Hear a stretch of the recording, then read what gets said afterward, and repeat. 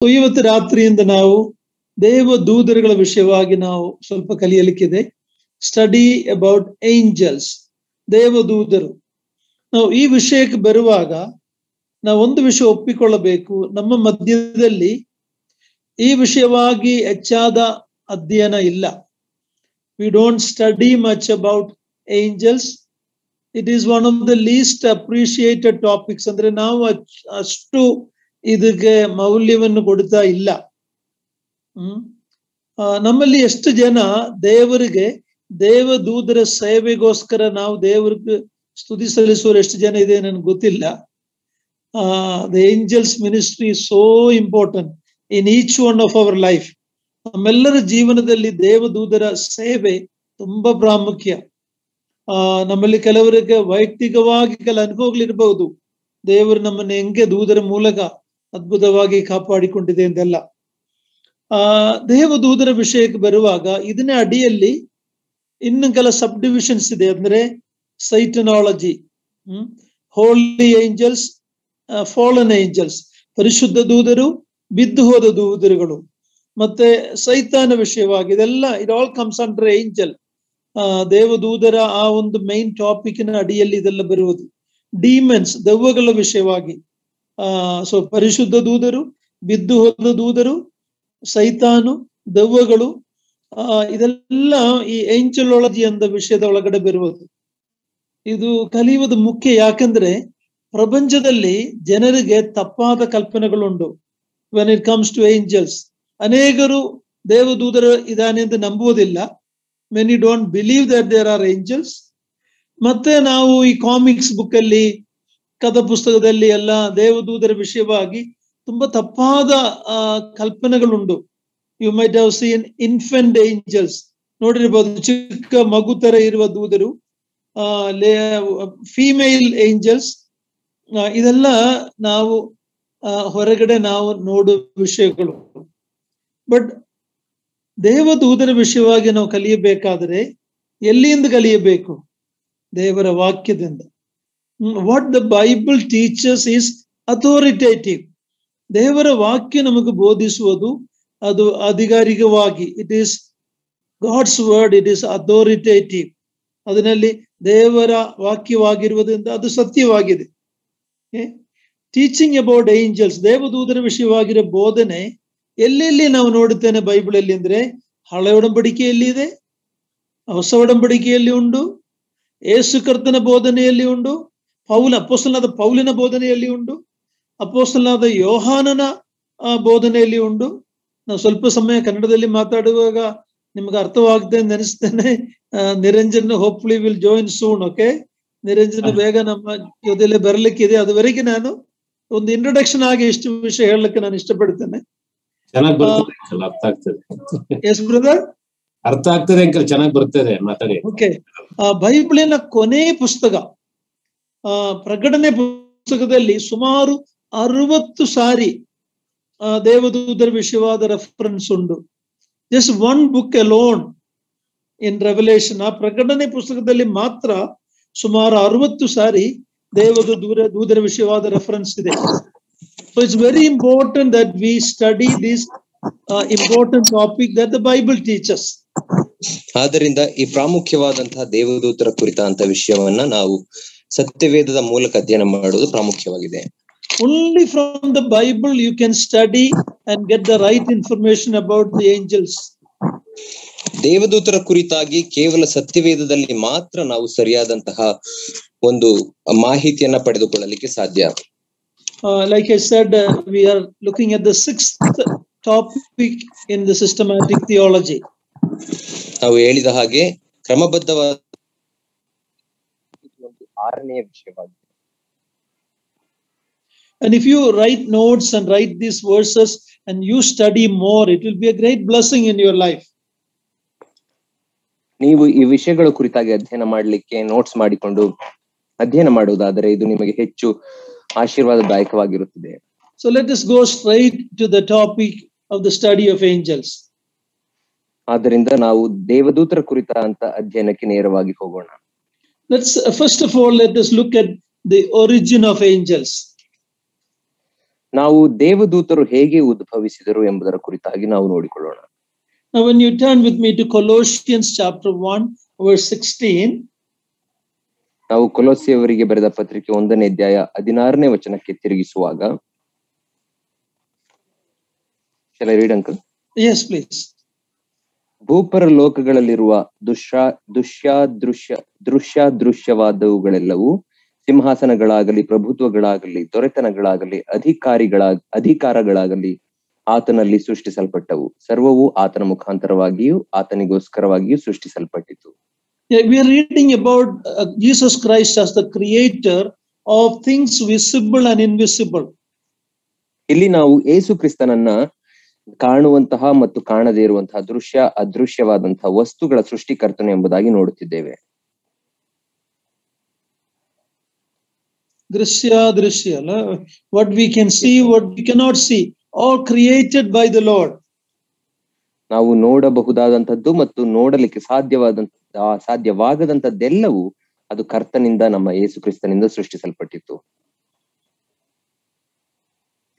Also we are looking at the origin of angels. ನಾವು ದೇವದೂತರ ಆ ಒಂದು ಉಗಮ ಅಥವಾ ಉದ್ಭವ ಹೇಗಾಯ್ತು ಎಂಬುದಾಗಿ ನಾವು ನೋಡಿಕೊಳ್ಳುವಾಗ, Psalm 148 verse 2 to 5. 148ನೇ ಕೀರ್ತನೆ 2ರಿಂದ 5ನೇ ವಚನವನ್ನು ನಾವು ನೋಡಿಕೊಳ್ಳೋಣ. 148ನೇ ಕೀರ್ತನೆ 2ರಿಂದ 5ನೇ ವಚನವನ್ನು ನಾವು ನೋಡಿಕೊಳ್ಳೋಣ. ಕೀರ್ತನೆ 148 2ರಿಂದ 5ನೇ ವಚನಗಳವರೆಗೆ ನಾವು ನೋಡಿಕೊಳ್ಳೋಣ.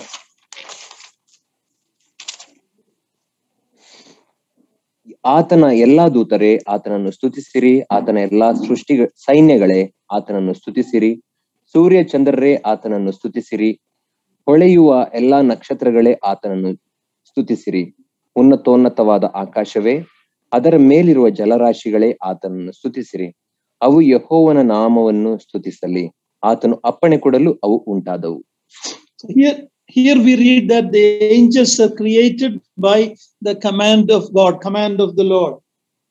ಇಲ್ಲಿ ನಾವು ಓದುತ್ತೇವೆ, ದೇವರ ಆಜ್ಞೆಯಿಂದ ದೇವದೂತರು ಸಹ ಉಂಟಾದರು ಎಂಬುದಾಗಿ. Now, when they were created, ಅವರು ಯಾವಾಗ ಸೃಷ್ಟಿಸಲ್ಪಟ್ಟದ್ದು? We have a clue in Job's book, chapter 38, verse 4 to 7.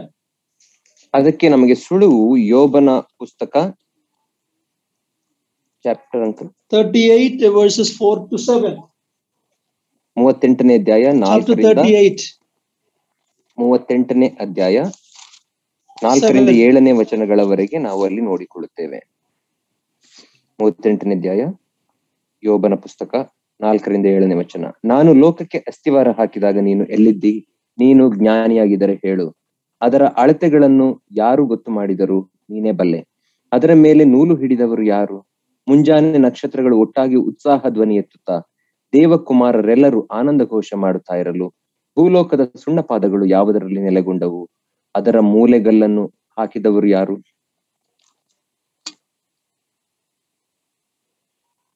Here when God is asking Job the question, where were you when I created the earth? ಇಲ್ಲಿ ದೇವರು ಯೋಬನಿಗೆ ಒಂದು ಪ್ರಶ್ನೆಯನ್ನ ಕೇಳುತ್ತಿದ್ದಾರೆ. ನಾನು ಭೂಮಿಯನ್ನ ಉಂಟು ಮಾಡಿದಾಗ ನೀನು ಎಲ್ಲಿದ್ದಿ? And then we see at that time the morning stars sang together, all the sons of God shouted for joy. Verse 7. 6ನೇ ವಚನದಲ್ಲಿ ನಾವು ನೋಡುವಾಗ ಮುಂಜಾನೆ ನಕ್ಷತ್ರಗಳು ಒಟ್ಟಾಗಿ ಉತ್ಸಾಹ ಧ್ವನಿ ಎತ್ತುತ್ತಾ ದೇವಕುಮಾರರೆಲ್ಲರೂ ಆನಂದ ಘೋಷ ಮಾಡುತ್ತಾ ಇರಲು ಎಂಬುದಾಗಿ ಓದುತ್ತೇವೆ.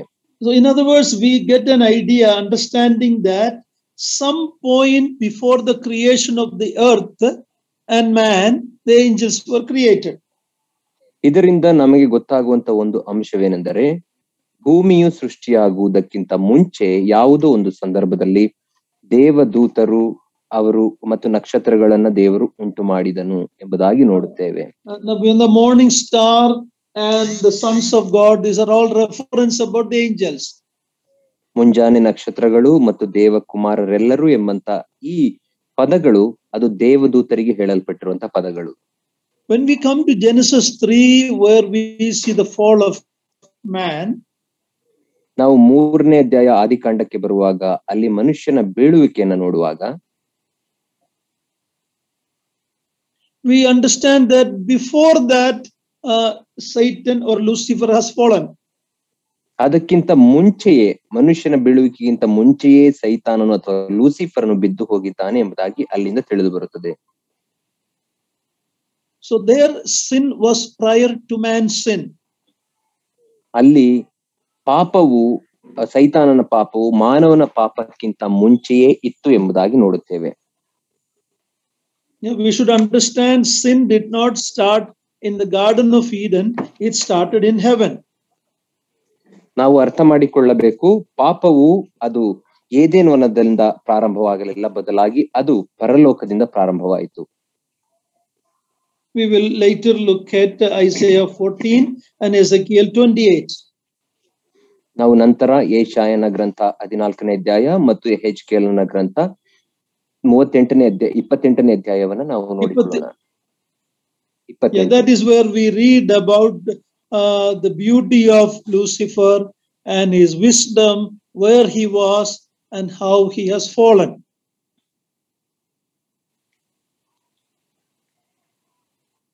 ಗಳಲ್ಲಿ ಯೆಶಾಯ 14 ಮತ್ತು ಯೆಹೆಜ್ಕೇಲ 28ನೇ ಅಧ್ಯಾಯಗಳಲ್ಲಿ ನಾವು ಲೂಸಿಫರ್ನು ಹೇಗೆ ಉಂಟಾದನು, ಆತನ ಸೌಂದರ್ಯ ಏನಾಗಿತ್ತು, ಆತನಿಗೆ ಕೊಡಲ್ಪಟ್ಟಂತ ಅಧಿಕಾರಗಳು ಏನಾಗಿದ್ದವು ಎಂಬುದಾಗಿ ಅಲ್ಲಿ ಅಧ್ಯಯನ ಮಾಡುತ್ತೇವೆ. And how he has fallen. ಮತ್ತು ಆತನು ಹೇಗೆ ಬಿದ್ದು ಹೋದನು ಎಂಬುದಾಗಿಯೂ ಕೂಡ ನೋಡುತ್ತೇವೆ. So just be aware of, understand this, that the angels, some of them fell before man's fall. ಆದ್ದರಿಂದ ನೀವು ಇದನ್ನ ಅರ್ಥ ಮಾಡಿಕೊಳ್ಳಿರಿ, ಏನೆಂದರೆ ಮಾನವನ ಬೀಳುವಿಕೆಗಿಂತ ಮುಂಚೆಯೇ ಕೆಲವು ದೇವದೂತರು ಅವರು ಬಿದ್ದು. Now, how many angels are there?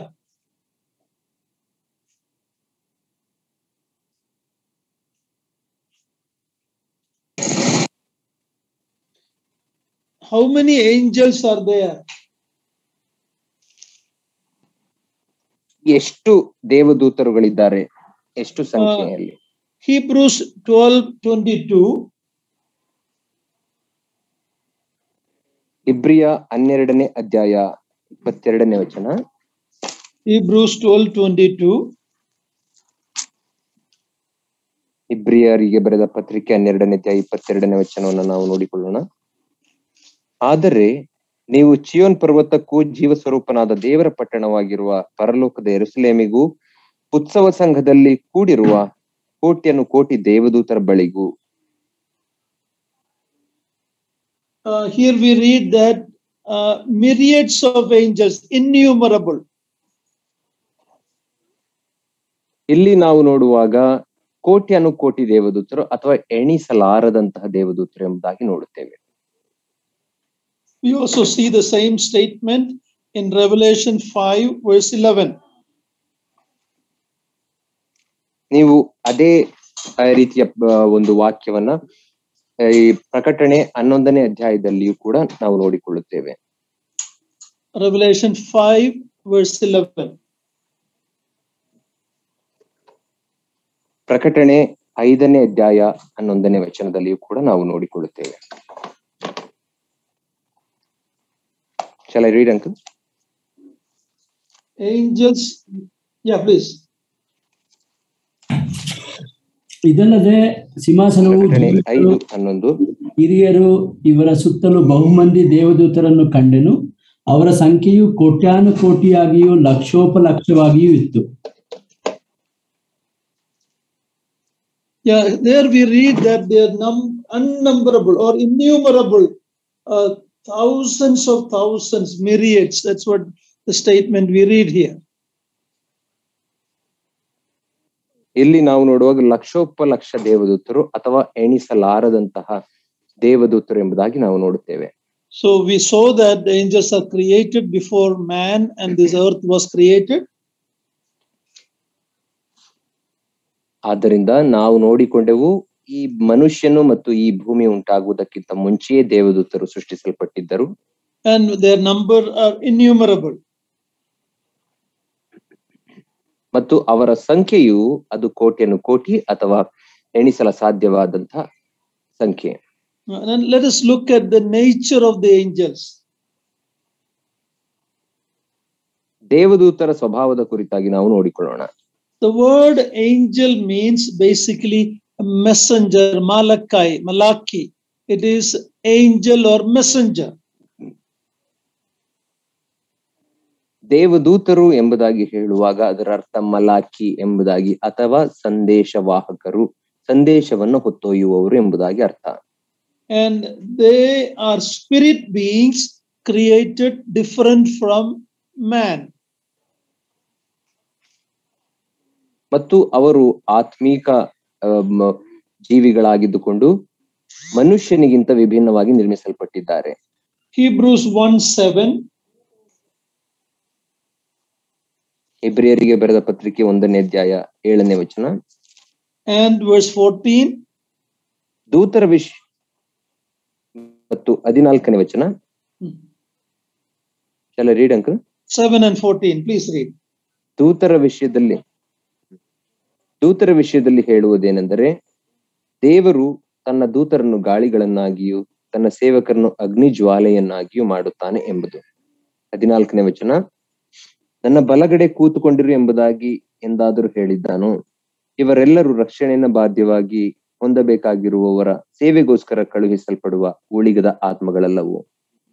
So they are ministering spirits, we read.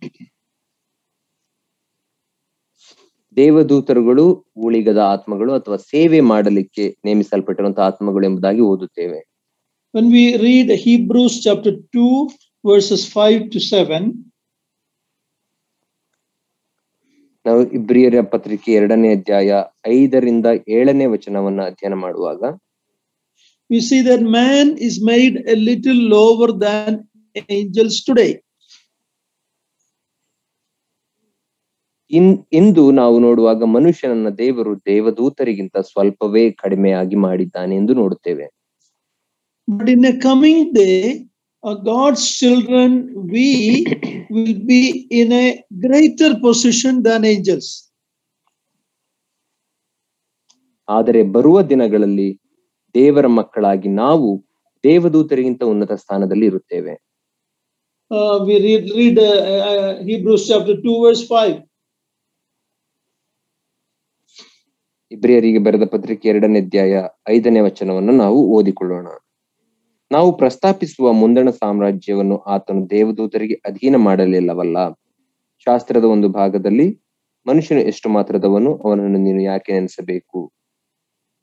So today man is lower in strength and in glory than angels, but one day the coming world or the kingdom age, we will be in a greater position than angels. 7ನೇ ವಚನದಲ್ಲಿ ಅವನನ್ನು ದೇವದೂತರಿಗಿಂತ ಸ್ವಲ್ಪವೇ ಕಡಿಮೆಯಾಗಿ ಮಾಡಿದ್ದೀಯಲ್ಲ ಎಂಬುದಾಗಿ ನಾವು ನೋಡುತ್ತೇವೆ. ಇಂದು ಮಾನವನು ದೇವದೂತರಿಗಿಂತ ಅಧಿಕಾರದಲ್ಲಿ ಮತ್ತು ಸಾಮರ್ಥ್ಯದಲ್ಲಿ ಸ್ವಲ್ಪ ಕಡಿಮೆಯಾಗಿದ್ದರೂ ಕೂಡ ಮುಂದಿನ ಬರುವ ಸಾಮ್ರಾಜ್ಯದಲ್ಲಿ ಮನುಷ್ಯರು ದೇವದೂತರಿಗಿಂತ ಉನ್ನತ ಸ್ಥಾನದಲ್ಲಿ, ಅಧಿಕಾರದಲ್ಲಿ ಮತ್ತು ಸಾಮರ್ಥ್ಯದಲ್ಲಿ ಉನ್ನತರಾಗಿರುತ್ತಾರೆ. Okay, another truth we learn about angels, they are created to worship and serve God. ದೇವದೂತರ ಕುರಿತ ಅಂತ ಇನ್ನೊಂದು ಸತ್ಯಾಂಶ ನಾವು ತಿಳಿದುಕೊಳ್ಳುವುದೇನೆಂದರೆ, ಅವರು ದೇವದೂತರನ್ನ ದೇವರಿಗೆ ಸೇವೆ ಮಾಡಲಿಕ್ಕಾಗಿ ಮತ್ತು ದೇವರನ್ನ ಆರಾಧಿಸಲಿಕ್ಕಾಗಿ ಸೃಷ್ಟಿಸಲ್ಪಟ್ಟಿರುವಂತವರು. Hebrews 1:6 we read that let the angels of God worship him. They worship the Lord Jesus Christ. They worship God. ಇಬ್ರಿಯರಿಗೆ ಬರೆದ ಪತ್ರಿಕೆ 1ನೇ ಅಧ್ಯಾಯ 6ನೇ ವಚನದಲ್ಲಿ ನಾವು ನೋಡುತ್ತೇವೆ, ಇದಲ್ಲದೆ ಆತನು ತನ್ನ ಚೊಚ್ಚಲ ಮಗನನ್ನು ಭೂಲೋಕದೊಳಗೆ ತಿರುಗಿ ಬರಮಾಡುವಾಗ ದೇವದೂತರೆಲ್ಲರೂ ಆತನಿಗೆ ಅಡ್ಡ ಬೀಳಲಿ. ಅಂದರೆ ದೇವರನ್ನ ದೇವದೂತರು ಆರಾಧಿಸುತ್ತಾರೆ ಎಂದು ನೋಡುತ್ತೇವೆ. Jude, the epistle of Jude, verse 6 to 9. ಯೂದನ ಪತ್ರಿಕೆ 6ರಿಂದ 9ನೇ ವಚನವನ್ನು ನಾವು ಓದಿಕೊಳ್ಳೋಣ. ಯೂದನ ಪತ್ರಿಕೆ 6ರಿಂದ 9ನೇ ವಚನ. ತಮ್ಮ ದೊರೆತನವನ್ನು ಕಾಪಾಡದೆ ತಮಗೆ ತಕ್ಕ ವಾಸಸ್ಥಾನವನ್ನು ಬಿಟ್ಟ ದೇವದೂತರಿಗೆ ದೇವರು ನಿತ್ಯವಾದ ಬೇಡಿಗಳನ್ನು ಹಾಕಿ ಮಹಾ ದಿನದಲ್ಲಿ ಆಗುವ ದಂಡನೆಯ ತೀರ್ಪಿಗಾಗಿ ಅವರನ್ನು ಕತ್ತಲೆಯೊಳಗೆ ಇಟ್ಟಿದ್ದಾನೆ. ಸೊದೋಮ ಗೊಮೋರ ಪಟ್ಟಣಗಳವರು ಅವುಗಳ ಸುತ್ತಮುತ್ತಣ ಪಟ್ಟಣಗಳವರು ಆ ದೂತರಂತೆ ನಡೆದುಕೊಂಡು ತಮ್ಮನ್ನು ಜಾರತ್ವಕ್ಕೆ ಒಪ್ಪಿಸಿಬಿಟ್ಟು ಸ್ವಭಾವ ವಿರುದ್ಧವಾದ ಭೋಗವನ್ನು ಅನುಭವಿಸಿದ್ದರಿಂದ ಅವರು ನಿತ್ಯವಾದ ಅಗ್ನಿಯ ದಂಡನೆಯನ್ನು ಅನುಭವಿಸುತ್ತಾ ದುರ್ಮಾರ್ಗಿಗಳಿಗೆ ಆಗುವ ದುರ್ಗತಿಗೆ ಉದಾಹರಣೆಯಾಗಿ ಇಡಲ್ಪಟ್ಟಿದ್ದಾರೆ. ಹೀಗಿದ್ದರೂ ಈ ಜನರು ಸ್ವಪ್ನಾವಸ್ಥೆಯಲ್ಲಿರುವವರಂತೆ ಅದೇ ರೀತಿಯಾಗಿ ಶರೀರವನ್ನು ಮಲಿನ ಮಾಡಿಕೊಳ್ಳುತ್ತಾರೆ, ಪ್ರಭುತ್ವವನ್ನು ಅಸಡ್ಡೆ ಮಾಡುತ್ತಾರೆ, ಮಹಾಪದವಿಯವರನ್ನು ದೂಷಿಸುತ್ತಾರೆ. ಆದರೆ ಪ್ರಧಾನ ದೇವದೂತನಾದ ಮಿಕಾಯೇಲನು ಮೋಶೆಯ ಶವದ ವಿಷಯದಲ್ಲಿ ಸೈತಾನನೊಂದಿಗೆ ವ್ಯಾಜ್ಯವಾಡಿ ವಾಗ್ವಾದವಾಡಿದಾಗ ಅವನು ಸೈತಾನನ ಮೇಲೆ ದೋಷಣಾಭಿಪ್ರಾಯವನ್ನು ಹೇಳುವುದಕ್ಕೆ ಧೈರ್ಯಗೊಳ್ಳದೆ ಕರ್ತನು ನಿನ್ನನ್ನು ಖಂಡಿಸಲಿ ಅಂದನು.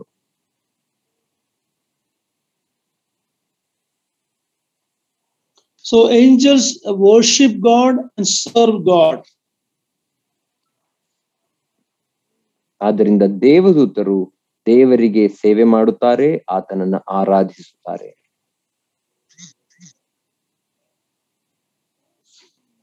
When we look at the power that angels have today,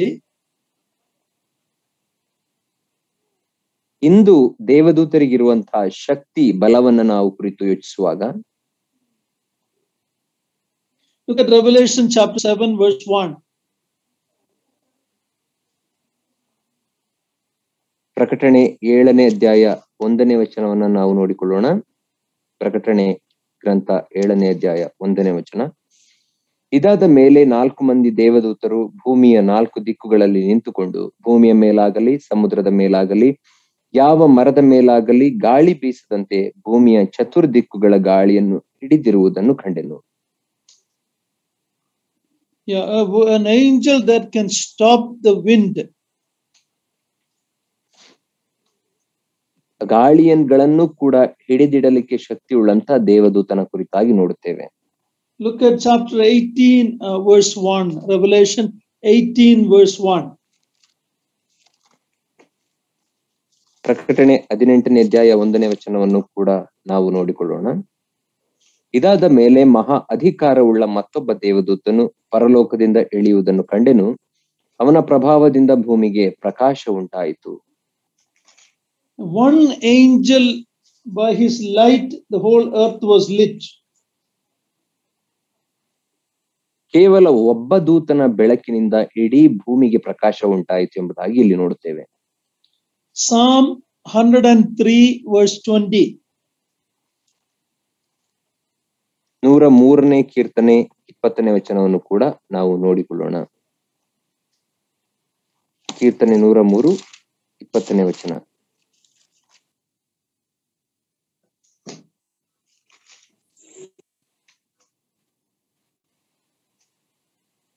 ದೇವದೂತರೇ ಆತನ ಶಬ್ದಕ್ಕೆ ಕಿವಿಗೊಡುವವರೇ, ಆತನ ಆಜ್ಞೆಯನ್ನು ನೆರವೇರಿಸುವ ಪರಾಕ್ರಮಶಾಲಿಗಳೇ, ಯೆಹೋವನನ್ನು ಕೊಂಡಾಡಿರಿ. So we see they are mighty in power.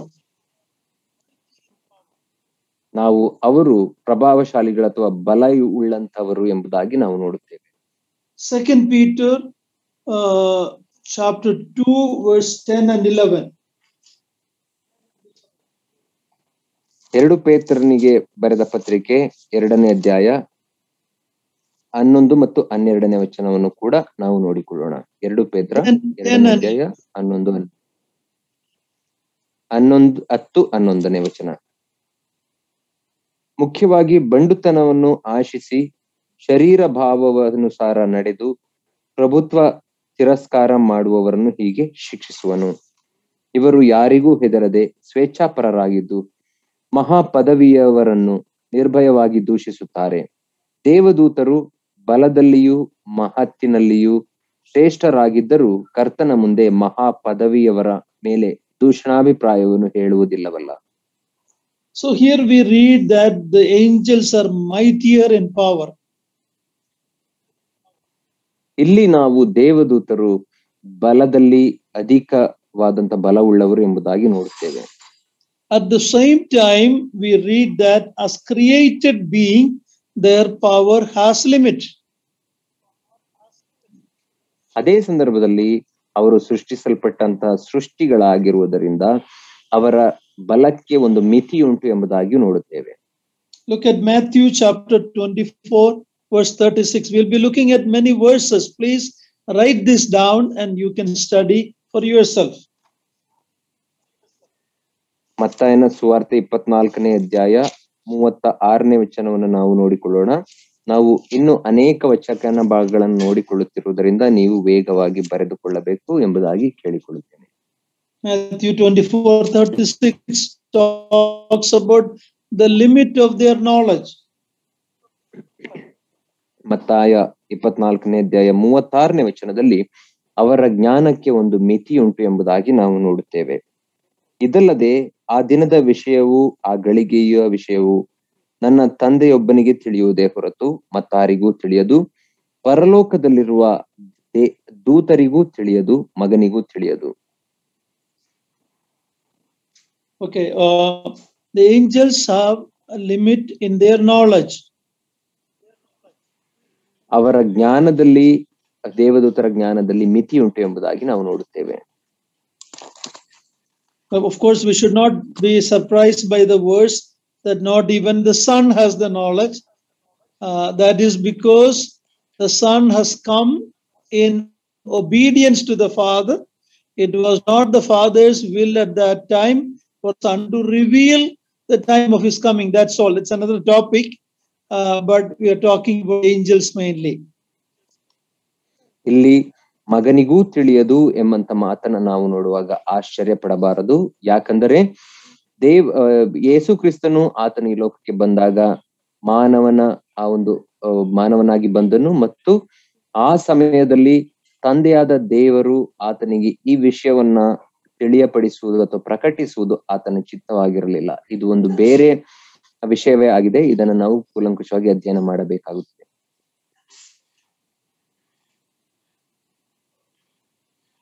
But the angels don't know. That's what we are told. ಆದರೆ ನಮಗೆ ಗೊತ್ತು ಏನಂದ್ರೆ ದೇವದೂತರಿಗೂ ಕೂಡ ತಿಳಿಯದು. And 1 Peter chapter 1 verse 10 to 12, especially verse 12 says that the angels desire to look into the salvation that we have received. 1 ಪೇತ್ರನ ಪತ್ರಿಕೆ chapter 1 verse 12. 1ನೇ ಅಧ್ಯಾಯ 1 ಪೇತ್ರನ ಪತ್ರಿಕೆ 1ನೇ ಅಧ್ಯಾಯ 12ನೇ ವಚನದಲ್ಲಿ ದೇವದೂತರು ಸಹ ದೇವರು ಮನುಷ್ಯರಿಗೆ ಏರ್ಪಡಿಸಿದಂತ ರಕ್ಷಣೆಯನ್ನು ನೋಡಲಿಕ್ಕೆ ಕಾತುರದಿಂದ ಕಾಯುತ್ತಿದ್ದಾರೆ ಎಂಬುದಾಗಿ ಅಲ್ಲಿ ನಾವು ನೋಡುತ್ತೇವೆ. ಈ ಸಂಗತಿಗಳನ್ನು angels have great power. Read. ಈ ಸಂಗತಿಗಳನ್ನು ಮುಂತಿಳಿಸುವುದರಲ್ಲಿ ತಮಗೋಸ್ಕರವಲ್ಲ ನಿಮಗೋಸ್ಕರವೇ ಸೇವೆ ಮಾಡುವವರಾಗಿದ್ದರೆಂದು ಅವರಿಗೆ ಪ್ರಕಟವಾಯಿತು. ಅವರು ಮುಂದಾಗಿ ಹೇಳಿದ ಸಂಗತಿಗಳೇ ಈಗ ಸಂಭವಿಸಿದವು ಎಂಬ ವರ್ತಮಾನವು ಪರಲೋಕದಿಂದ ಕಳುಹಿಸಲ್ಪಟ್ಟ ಪವಿತ್ರಾತ್ಮನ ಬಲದಿಂದ ನಿಮಗೆ ಸುವಾರ್ತೆಯನ್ನು ಸಾರಿದವರ ಮೂಲಕ ನಿಮಗೆ ಪ್ರಸಿದ್ಧಿ ಮಾಡಲ್ಪಟ್ಟಿದೆ. ದೇವದೂತರಿಗೂ ಈ ಸಂಗತಿಗಳನ್ನು ಲಕ್ಷ್ಯವಿಟ್ಟು ನೋಡಬೇಕೆಂಬ ಅಪೇಕ್ಷೆ ಉಂಟು. So the salvation that we received is something the angels marvel at us. They desire to look into it. ಆದ್ದರಿಂದ ನಮಗೆ ಕೊಡಲ್ಪಟ್ಟಂತಹ ರಕ್ಷಣೆಯು ಅದು ದೇವದೂತರು ಸಹ ಆಶ್ಚರ್ಯದಿಂದ ಲಕ್ಷ್ಯವಿಟ್ಟು ನೋಡುವಂತ ಸಂಗತಿಯಾಗಿದೆ. So we have looked at the great power that the angels have, but at the same time they have certain limits. ನಾವು ದೇವದೂತರಿಗೆ ಇರುವಂತಹ ಆ ಶಕ್ತಿಯ ಒಂದು ಮಿತಿಯನ್ನು ನಾವು ನೋಡುತ್ತೇವೆ. ಶಕ್ತಿ ಅದು ಅಧಿಕವಾದದ್ದು ಎಂಬುದಾಗಿ ನೋಡಿದರೂ ಸಹ ಅವರ ಜ್ಞಾನಕ್ಕೆ ಮಿತಿಯುಂಟು ಎಂಬುದಾಗಿ ಇಲ್ಲಿ ನಾವು ನೋಡುತ್ತೇವೆ. Now another truth we learn about angels that they do not marry or reproduce. That's one truth we see.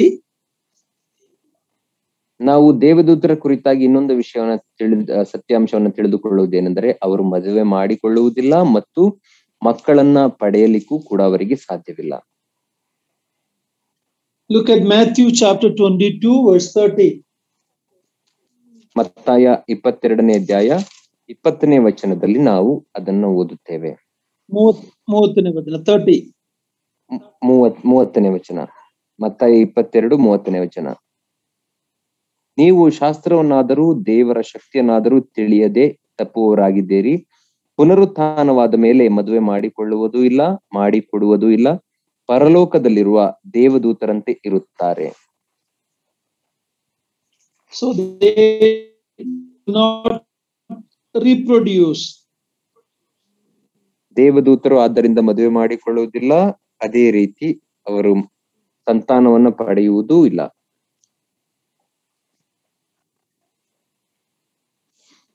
Another truth we learn about angels, they will die. Would you please repeat, uncle? The angels will not die. ನಾವು ದೇವದೂತರ ಕುರಿತಾಗಿ ತಿಳಿಯುವಂತ ಇನ್ನೊಂದು Angels will ಸತ್ಯಾಂಶವೇನೆಂದರೆ not die. ದೇವದೂತರು ಸಾಯುವುದಿಲ್ಲ. Luke chapter 20 verse 36. ಲೂಕ 20:26 ನಾವು ನೋಡುತ್ತೇವೆ. ಲೂಕ 20:36. 20:36. ಲೂಕ 20:36. ಅವರು ಇನ್ನು ಮರಣಕ್ಕೆ ಗುರಿಯಾಗುವುದೇ ಇಲ್ಲ, ಪುನರುತ್ಥಾನವನ್ನು ಹೊಂದಿದವರಾಗಿದ್ದು ದೇವದೂತರಿಗೆ ಸರಿಸಮಾನರು, ದೇವರ ಮಕ್ಕಳು ಆಗಿದ್ದಾರೆ. Another thing, angels are sometimes called the sons of God. Would you please repeat, uncle? Angels are sometimes called the sons of God. ದೇವದೂತರನ್ನ ಕೆಲವು ಸಂದರ್ಭಗಳಲ್ಲಿ ದೇವರ ಮಕ್ಕಳು ಎಂಬುದಾಗಿ ಕರೆದಿದ್ದಾರೆ. Job chapter 1 verse 6. ಯೋಬ 1:6 ಯೋಬನ ಗ್ರಂಥ 1:6 ನೋಡಿಕೊಳ್ಳೋಣ. ಒಂದಾನೊಂದು ದಿನ ದೇವದೂತರು ಯೆಹೋವನ ಸನ್ನಿಧಿಯಲ್ಲಿ ಕಾಣಿಸಿಕೊಳ್ಳುವುದಕ್ಕೆ ಬರಲಾಗಿ ಸೈತಾನನು ಎಂಬ ಆಪಾದಕ ದೂತನು ಅವರ ಜೊತೆಯಲ್ಲಿ ಬಂದನು. So angels are called sometimes sons of God. ಆದ್ದರಿಂದ ದೇವದೂತರನ್ನ ಕೆಲವು ಸಂದರ್ಭಗಳಲ್ಲಿ ದೇವರ ಮಕ್ಕಳು ಎಂಬುದಾಗಿ ಕರೆಯಲ್ಪಟ್ಟಿದ್ದಾರೆ. ದೇವಪುತ್ರರು, ದೇವರ ಪುತ್ರರು. ದೇವಪುತ್ರರು. Yeah, and sometimes we see that angels have assumed the form of man. We see that in the Old Testament. Yet, and in the New Testament also, we see angels appeared in the form of man. ಮತ್ತು ಕೆಲವು ಸಂದರ್ಭಗಳಲ್ಲಿ ದೇವದೂತರು ಮನುಷ್ಯರ ರೂಪದಲ್ಲಿ ಕಾಣಿಸಿಕೊಂಡರು ಎಂಬುದಾಗಿ ನಾವು ನೋಡುತ್ತೇವೆ. ಹಳೆಯ ಒಡಂಬಡಿಕೆಯಲ್ಲಿಯೂ ಕೂಡ ಅದೇ ರೀತಿ ಹೊಸ ಒಡಂಬಡಿಕೆಯಲ್ಲಿಯೂ ಕೂಡ ಮನುಷ್ಯರಿಗೆ ಕೂಡ ಕಾಣಿಸಿಕೊಂಡರು ಎಂದು ನೋಡುತ್ತೇವೆ. But they do not have a regular body, flesh or blood. ಆದರೆ ಅವರಿಗೆ ಸಾಮಾನ್ಯವಾದಂತಹ ಒಂದು ದೇಹವಾಗಲಿ, ಮಾಂಸವಾಗಲಿ, ರಕ್ತವಾಗಲಿ ಇಲ್ಲ. Hebrews chapter 13 verse 2. ಇಬ್ರಿಯರಿಗೆ ಬರೆದ ಪತ್ರಿಕೆ 2ನೇ ಅಧ್ಯಾಯ 13ನೇ ಅಧ್ಯಾಯ 13 verse 2. ಸಾರಿ 13ನೇ ಅಧ್ಯಾಯ verse 2. 2ನೇ ವಚನ. 13ನೇ ಅಧ್ಯಾಯ 2ನೇ ವಚನ. ಸಹೋದರ ಸ್ನೇಹವು ನೆಲೆಯಾಗಿರಲಿ, ಅತಿಥಿ ಸತ್ಕಾರ ಮಾಡುವುದನ್ನು ಮರೆಯಬೇಡಿರಿ. ಅದನ್ನು ಮಾಡುವಲ್ಲಿ ಕೆಲವರು ತಿಳಿಯದೆ ದೇವದೂತರನ್ನು ಸತ್ಕರಿಸಿದ್ದಾರೆ. We know the reference is about Abraham having some visitors one day, and 3 visitors. One was God himself, the Lord Jesus Christ. The other 2 were angels, but they came in the form of man. ಇಲ್ಲಿ ಮಾತಾಡುತ್ತಿರುವ ವಿಷಯ ಯಾವುದು ಎಂಬುದಾಗಿ ನೋಡುವಾಗ ಅಬ್ರಹಾಮನ ವಿಷಯದಲ್ಲಿ ಆತನನ್ನ ಸಂಧಿಸಲಿಕ್ಕೆ 3 ಜನ ದೂತರು ಬಂದ ವಿಷಯದ ಕುರಿತಾಗಿ ಮಾತನಾಡುತ್ತಿದೆ. ಅದರಲ್ಲಿ ಒಬ್ಬನು ದೇವರು ತಾನೇ ಆಗಿದ್ದನು, ನಮ್ಮ ಕರ್ತನಾಂತ ಯೇಸು ಕ್ರಿಸ್ತನು. ಉಳಿದ 2 ದೇವದೂತರಾಗಿದ್ದರು. So the topic is that they don't have body, flesh or blood. ನಾವಿಲ್ಲಿ ಮಾತಾಡುತ್ತಿರುವ ವಿಷಯವೇನೆಂದರೆ ಅವರಿಗೆ ದೇಹವಾಗಲಿ ಮಾಂಸವಾಗಲಿ ಶರೀರವಾಗಲಿ ಆ ರಕ್ತವಾಗಲಿ ಇಲ್ಲ. Ephesians 6:12. ಎಫೆಸದವರಿಗೆ ಬರೆದ ಪತ್ರಿಕೆ 6ನೇ ಅಧ್ಯಾಯ 12ನೇ ವಚನವನ್ನು ನಾವು ನೋಡಿಕೊಳ್ಳೋಣ.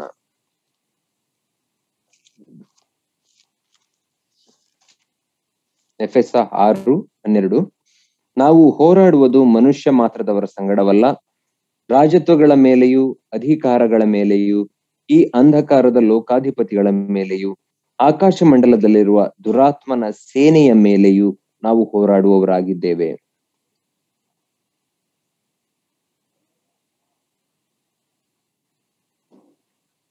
Now we already looked at angels were of a higher created order than man, but the glorified man one day will be judging angels. ನಾವು ಈಗಾಗಲೇ ನೋಡಿಕೊಂಡೆವು ಏನೆಂದರೆ ದೇವದೂತರು ಮನುಷ್ಯರಿಗಿಂತ ಅಧಿಕ ಸ್ಥಾನದಲ್ಲಿ ಪ್ರಭಾವದಲ್ಲಿ ಈಗ ಇದ್ದರೂ ಕೂಡ ಮುಂದೆ ಒಂದು ದಿನ ಮನುಷ್ಯರು ದೇವದೂತರನ್ನು ಸಹ ನ್ಯಾಯ ತೀರ್ಪು ಮಾಡುತ್ತಾರೆ ಎಂಬುದಾಗಿ ನಾವು ನೋಡಿಕೊಂಡಿದ್ದೇವೆ. Glorified man, we God's children will be joining the Lord in judging angels.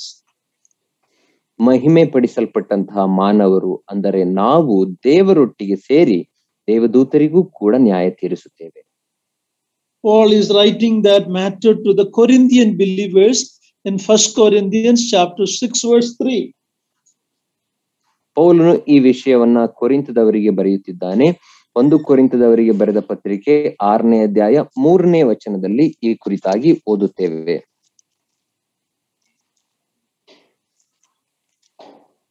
1 Corinthians 6:3. 1 ಕೊರಿಂಥದವರಿಗೆ ಬರೆದ ಪತ್ರಿಕೆ 6ನೇ ಅಧ್ಯಾಯ 3ನೇ ವಚನ. ಅಯೋಗ್ಯರಾಗಿದ್ದೀರೋ, ನಾವು ದೇವದೂತರಿಗೂ ತೀರ್ಪು ಮಾಡುವೆವೆಂಬುದು ನಿಮಗೆ ತಿಳಿಯದು.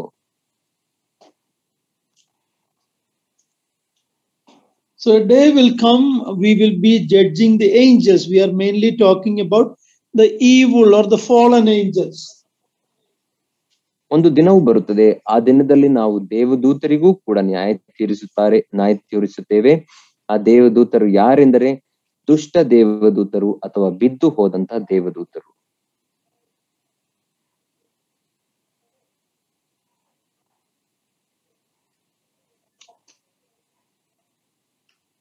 Ranjan, is it my net problem or yours? There's a delay and there is some difficulty. Could it be mine or yours? I don't know, uncle. Just Ranjan brother, nimdu. because of the head. Okay, because of the headphone, I think. Yes brother.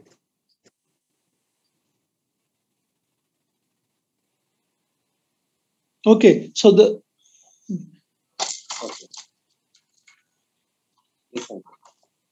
can you hear now?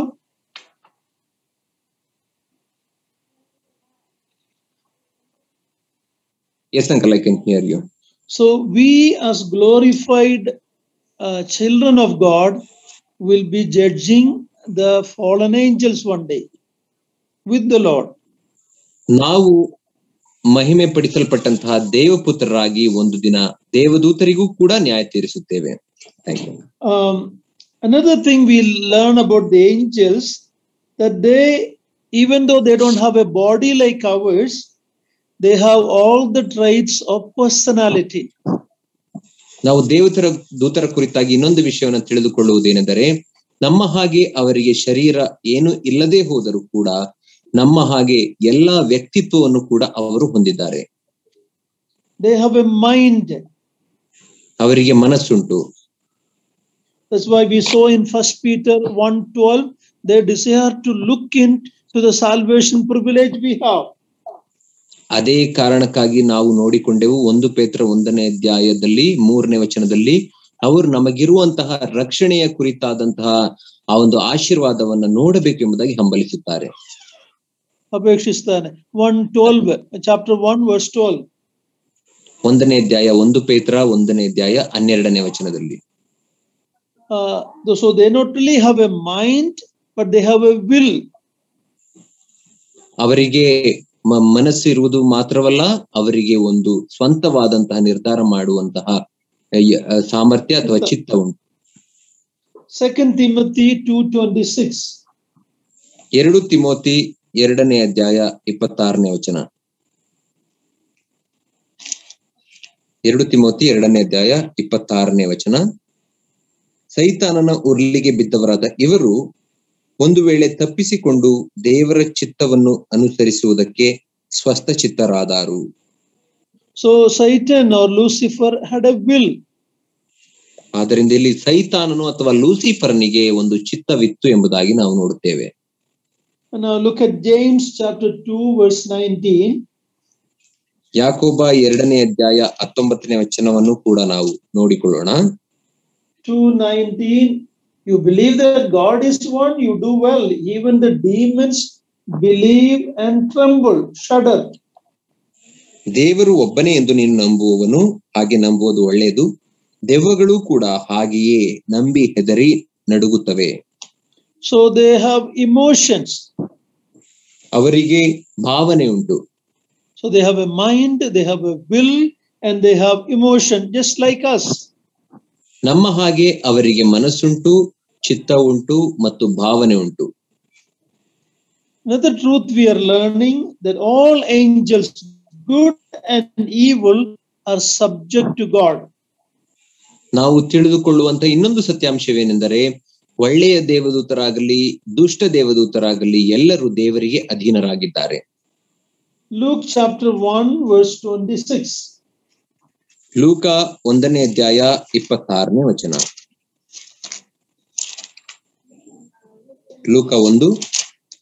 ಲೂಕನ ಸುವಾರ್ತೆ 1ನೇ ಅಧ್ಯಾಯ 26ನೇ ವಚನ. 6ನೇ ತಿಂಗಳಲ್ಲಿ ದೇವರು ಗಬ್ರಿಯೇಲನೆಂಬ ತನ್ನ ದೂತನನ್ನು ಗಲಿಲಾಯ ಸೀಮೆಯ ನಜರೇತ್ ಎಂಬ ಊರಿಗೆ ಒಬ್ಬ ಕನ್ಯೆಯ ಬಳಿಗೆ ಕಳುಹಿಸಿದನು. So they are subject to God. God was sending the angel, we see. ದೇವರಿಗೆ ಅವರು ಅಧೀನರಾಗಿದ್ದಾರೆ ದೇವದೂತರು, ಮತ್ತು ದೇವರು ಅವರನ್ನ ಕಳುಹಿಸಿದನು ಎಂಬುದಾಗಿ ನಾವು ನೋಡುತ್ತೇವೆ. That is about the good angels who are serving, ministering to God. ಅದು ಒಳ್ಳೆಯ ದೇವದೂತರ ಕುರಿತಾಗಿ, ದೇವರಿಗೆ ಸೇವೆ ಮಾಡುತ್ತಿರುವಂತಹ ದೇವದೂತರ ಕುರಿತಾಗಿ ನಾವು ನೋಡುತ್ತೇವೆ. Now look at the evil ones. Revelation chapter 9 verse 1 to 5. ದುಷ್ಟ ದೇವದೂತರ ಕುರಿತಾಗಿ ನಾವು ನೋಡಿಕೊಳ್ಳೋಣ. 5ನೇ ಅಧ್ಯಾಯ ಪ್ರಕಟಣೆ 1ರಿಂದ 9ನೇ ವಚನ. Chapter 9 verse 1 to 5. ಪ್ರಕಟಣೆ 9ನೇ ಅಧ್ಯಾಯ 1ರಿಂದ 5ನೇ ವಚನ. 5ನೆಯ ದೇವದೂತನು ತುತ್ತೂರಿಯನ್ನು ಊದಿದಾಗ ಆಕಾಶದಿಂದ ಭೂಮಿಗೆ ಬಿದ್ದ ಒಂದು ನಕ್ಷತ್ರವನ್ನು ಕಂಡೆನು. ಅವನಿಗೆ ಅಧೋಲೋಕಕ್ಕೆ ಹೋಗುವ ಕೂಪದ ಬೀಗದ ಕೈ ಕೊಡಲ್ಪಟ್ಟಿತು. ಅವನು ಅಧೋಲೋಕದ ಕೂಪವನ್ನು ತೆರೆಯಲು ಕೂಪದಿಂದ ಬಂದ ಹೊಗೆ ದೊಡ್ಡ ಕುಲುಮೆಯ ಹೊಗೆಯಂತೆ ಏರಿತು. ಕೂಪದ ಹೊಗೆಯಿಂದ ಸೂರ್ಯನೂ ಆಕಾಶವೂ ಕತ್ತಲಾದವು. ಹೊಗೆಯೊಳಗಿಂದ ಮಿಡಿತಿಗಳು ಭೂಮಿಯ ಮೇಲೆ ಹೊರಟು ಬಂದವು. ಭೂಮಿಯಲ್ಲಿರುವ ಚೇಳುಗಳಿಗೆ ಸಾಮರ್ಥ್ಯವಿರುವ ಪ್ರಕಾರ ಅವುಗಳಿಗೆ ಸಾಮರ್ಥ್ಯವು ಕೊಡಲ್ಪಟ್ಟಿತು.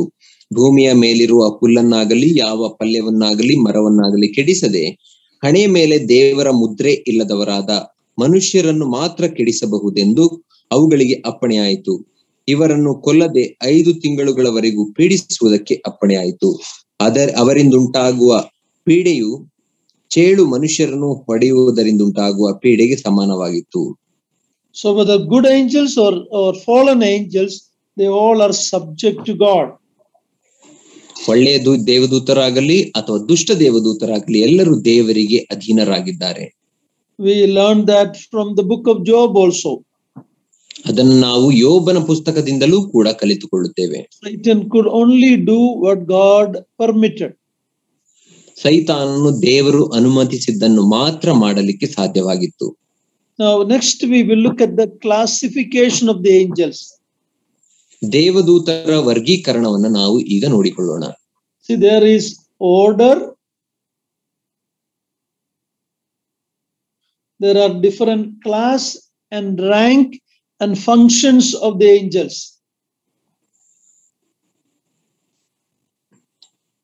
Uncle, sorry, would you please repeat? There are different order, different classes, different functions of the angels. ದೇವದೂತರಿಗೆ ಒಂದು ಕ್ರಮ ಉಂಟು ಮತ್ತು ತರಗತಿಗಳುಂಟು ಮತ್ತು ವಿಭಿನ್ನವಾದಂತಹ ಕಾರ್ಯಗಳು ಕೂಡ ಉಂಟು. We may not know everything about the organization of the angels, the order of the angels, but we get some clue from different verses. ನಾವು ದೇವದೂತರ ಆ ಕ್ರಮವಾಗಲಿ ಅವರ ಕಾರ್ಯಕ್ರಮಗಳ ಕುರಿತಾಗಿ ಸಂಪೂರ್ಣವಾದಂತಹ ಮಾಹಿತಿ ಇಲ್ಲದೆ ಹೋದರೂ ಕೆಲವು ಸುಳಿವುಗಳನ್ನ ದೇವರ ವಾಕ್ಯದ ಮೂಲಕ ತಿಳಿದುಕೊಳ್ಳುತ್ತೇವೆ. Psalm 89 verses 5 to 7. 89ನೇ ಕೀರ್ತನೆ 5ರಿಂದ 7ನೇ ವಚನಗಳವರೆಗೆ ನಾವು ನೋಡಿಕೊಳ್ಳೋಣ. ಕೀರ್ತನೆ 89 5ರಿಂದ 7ನೇ ವಚನ. ಯೆಹೋವನೇ, ಗಗನವು ನಿನ್ನ ಮಹತ್ತನ್ನು ಪ್ರಸಿದ್ಧಿಪಡಿಸುವುದು, ನಿನ್ನ ಸತ್ಯತೆಯನ್ನು ಪರಿಶುದ್ಧರ ಸಭೆಯಲ್ಲಿ ಕೀರ್ತಿಸುವುದು. ಮೇಘಮಂಡಲದಲ್ಲಿ ಯೆಹೋವನಿಗೆ ಸಮಾನರು ಯಾರು? ದೇವದೂತರಲ್ಲಿ ಯೆಹೋವನಿಗೆ ಸರಿಯಾದವರು ಯಾರು? ಆತನು ಪರಿಶುದ್ಧರ ಸಭೆಯಲ್ಲಿ ಭಯಂಕರನಾದ ದೇವರು, ತನ್ನ ಎಲ್ಲಾ ಪರಿವಾರದವರಿಗಿಂತ ಭೀಕರನು. So here we read about the council or the assembly of God's holy ones. ಇಲ್ಲಿ ನಾವು ದೇವರ ಪರಿಶುದ್ಧರ ಸಭೆ ಎಂಬುದಾಗಿ ನಾವು ಅಲ್ಲಿ ನೋಡುತ್ತೇವೆ. In Colossians 1:16 we saw about thrones, powers, rulers and authorities. It's a description about the angelic realm, the angelic beings. ನಾವು ಕೊಲೊಸ್ಸೆಯವರಿಗೆ ಬರೆದ ಪತ್ರಿಕೆ 1ನೇ ಅಧ್ಯಾಯ 6ನೇ ವಚನದಲ್ಲಿ ಆ ದೇವದೂತರ ಆ ಒಂದು ಅಧಿಪತ್ಯ, ಅಧಿಕಾರ ಮತ್ತು ಸಾಮ್ರಾಜ್ಯದ ಕುರಿತಾಗಿ ನಾವು ನೋಡಿಕೊಂಡೆವು. ಅದೆಲ್ಲವೂ ದೇವದೂತರ ಒಂದು ಸಾಮ್ರಾಜ್ಯ, ಅವರಿಗಿರುವಂತಹ ಒಂದು ಅಧಿಕಾರದ ಕುರಿತಾಗಿ ಮಾತನಾಡುತ್ತದೆ. In Ephesians 3:10, ಎಫೆಸದವರಿಗೆ ಬರೆದ ಪತ್ರಿಕೆ 3ನೇ ಅಧ್ಯಾಯ 10ನೇ ವಚನದಲ್ಲಿ we read about the church will be made known to the rulers and authorities in the heavenly places. ಸಭೆಯು ಅದು ಪರಲೋಕದಲ್ಲಿರುವಂತಹ ಅಧಿಕಾರಿಗಳಿಗೆ ಅದು ತಿಳಿಸಲ್ಪಡುತ್ತದೆ ಎಂಬುದಾಗಿ ಅಲ್ಲಿ ನಾವು ನೋಡುತ್ತೇವೆ. Now that we can consider as the good angels. ಅದು ನಾವು ಒಳ್ಳೆಯ ದೇವದೂತರು ಎಂಬುದಾಗಿ ನೆನೆಸಬಹುದು. But Ephesians 6:12 talks about the evil ones. ಆದರೆ ಎಫೆಸದವರಿಗೆ ಬರೆದ ಪತ್ರಿಕೆ 6ನೇ ಅಧ್ಯಾಯ 12ನೇ ವಚನವು ದುಷ್ಟ ದೇವದೂತರ ಕುರಿತಾಗಿ ಮಾತನಾಡುತ್ತದೆ.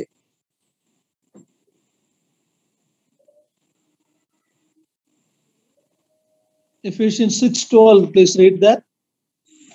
ಎಫೆಸದವರಿಗೆ ಬರೆದ ಪತ್ರಿಕೆ 6ನೇ ಅಧ್ಯಾಯ 12ನೇ ವಚನವನ್ನ ನಾವು ಓದಿಕೊಳ್ಳೋಣ. ನಾವು ಹೋರಾಡುವುದು ಮನುಷ್ಯ ಮಾತ್ರದವರ ಸಂಗಡವಲ್ಲ, ರಾಜತ್ವಗಳ ಮೇಲೆಯೂ ಅಧಿಕಾರಗಳ ಮೇಲೆಯೂ ಈ ಅಂಧಕಾರದ ಲೋಕಾಧಿಪತಿಗಳ ಮೇಲೆಯೂ ಆಕಾಶ ಮಂಡಲದಲ್ಲಿರುವ ದುರಾತ್ಮಗಳ ಸೇನೆಯ ಮೇಲೆಯೂ ನಾವು ಹೋರಾಡುವವರಾಗಿದ್ದೇವೆ. So there it is talking about Satan and the demons or the evil ones. ಇಲ್ಲಿ ಸೈತಾನನು ಮತ್ತು ದುಷ್ಟ ದೇವದೂತರ ಕುರಿತಾಗಿ ಮಾತನಾಡಲ್ಪಡುತ್ತದೆ. In same Ephesians chapter 2 verse 2, ಅದೇ ಎಫೆಸದವರಿಗೆ ಬರೆದ ಪತ್ರಿಕೆ 2ನೇ ಅಧ್ಯಾಯ 2ನೇ ವಚನಕ್ಕೆ ಬರುವಾಗ Satan is called the ruler of the kingdom of the air. ವಾಯುಮಂಡಲದ ಅಧಿಪತಿ ಎಂಬುದಾಗಿ ಸೈತಾನನನ್ನು ನಾವು ಅಲ್ಲಿ ನೋಡುತ್ತೇವೆ. He promotes disobedience among man. ಮನುಷ್ಯರಲ್ಲಿ ದೇವರಿಗೆ ವಿರುದ್ಧವಾದ ಅವಿಧೇಯತೆಯನ್ನ ಆತನು ಉಂಟು ಮಾಡುತ್ತಾನೆ. When we look at the rank and order of the angels, ದೇವದೂತರಿಗಿರುವಂತಹ ಆ ತರಗತಿ ಮತ್ತು ಕ್ರಮವನ್ನ ನಾವು ನೋಡುವಾಗ we may not be able to understand everything, but we understand there are different rank of angels. ನಾವು ಅದನ್ನ ಸಂಪೂರ್ಣವಾಗಿ ಅರ್ಥ ಮಾಡಿಕೊಳ್ಳಲಿಕ್ಕೆ ಸಾಧ್ಯವಾಗದೆ ಹೋದರೂ ದೇವದೂತರಲ್ಲಿಯೂ ಕೂಡ ಶ್ರೇಣಿಗಳುಂಟು ಎಂಬುದಾಗಿ ನಮಗೆ ತಿಳಿದು ಬರುತ್ತದೆ.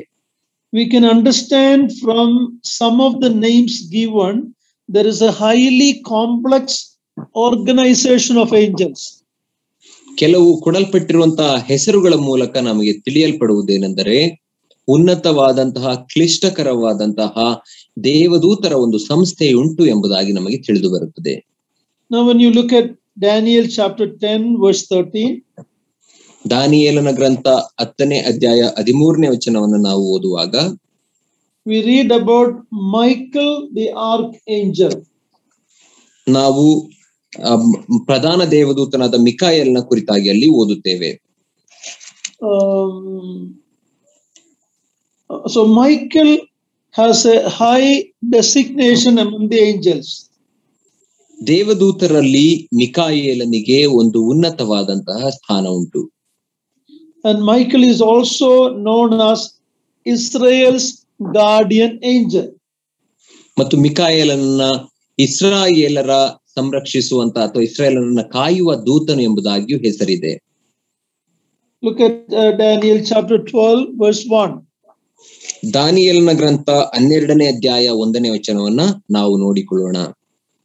ನಿನ್ನ ಜನರ ಪಕ್ಷವನ್ನು ಹಿಡಿದಿರುವ ಮಹಾಪಾಲಕನಾದ ಮಿಕಾಯೇಲನು ಆ ಕಾಲದಲ್ಲಿ ಹೇಳುವನು, ಮೊಟ್ಟ ಮೊದಲು ಜನಾಂಗವು ಉಂಟಾದಂದಿನಿಂದ ಅಂದಿನವರೆಗೆ ಸಂಭವಿಸಿದಂತಹ ಸಂಕಟವು ಸಂಭವಿಸುವುದು.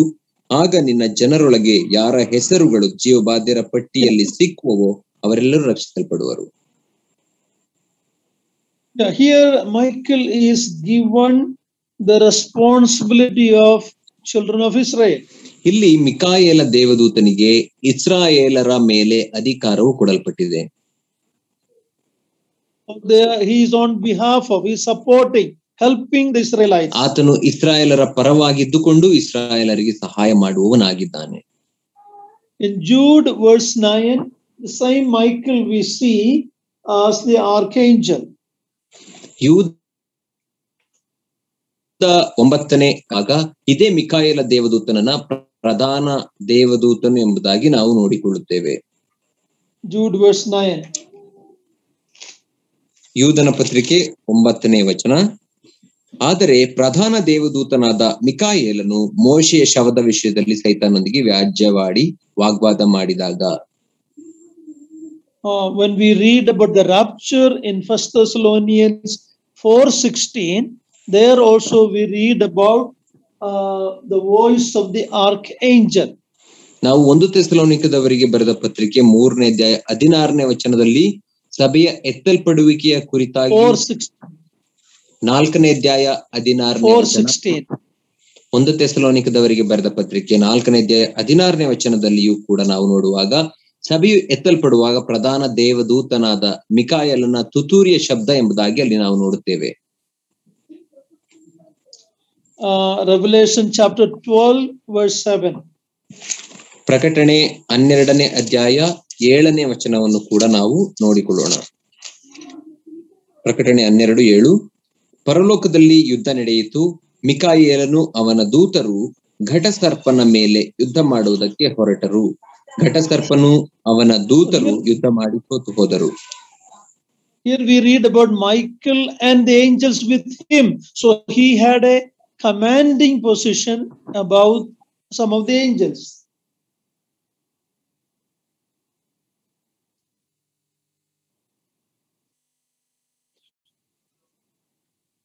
Here we read about Michael's position as the archangel.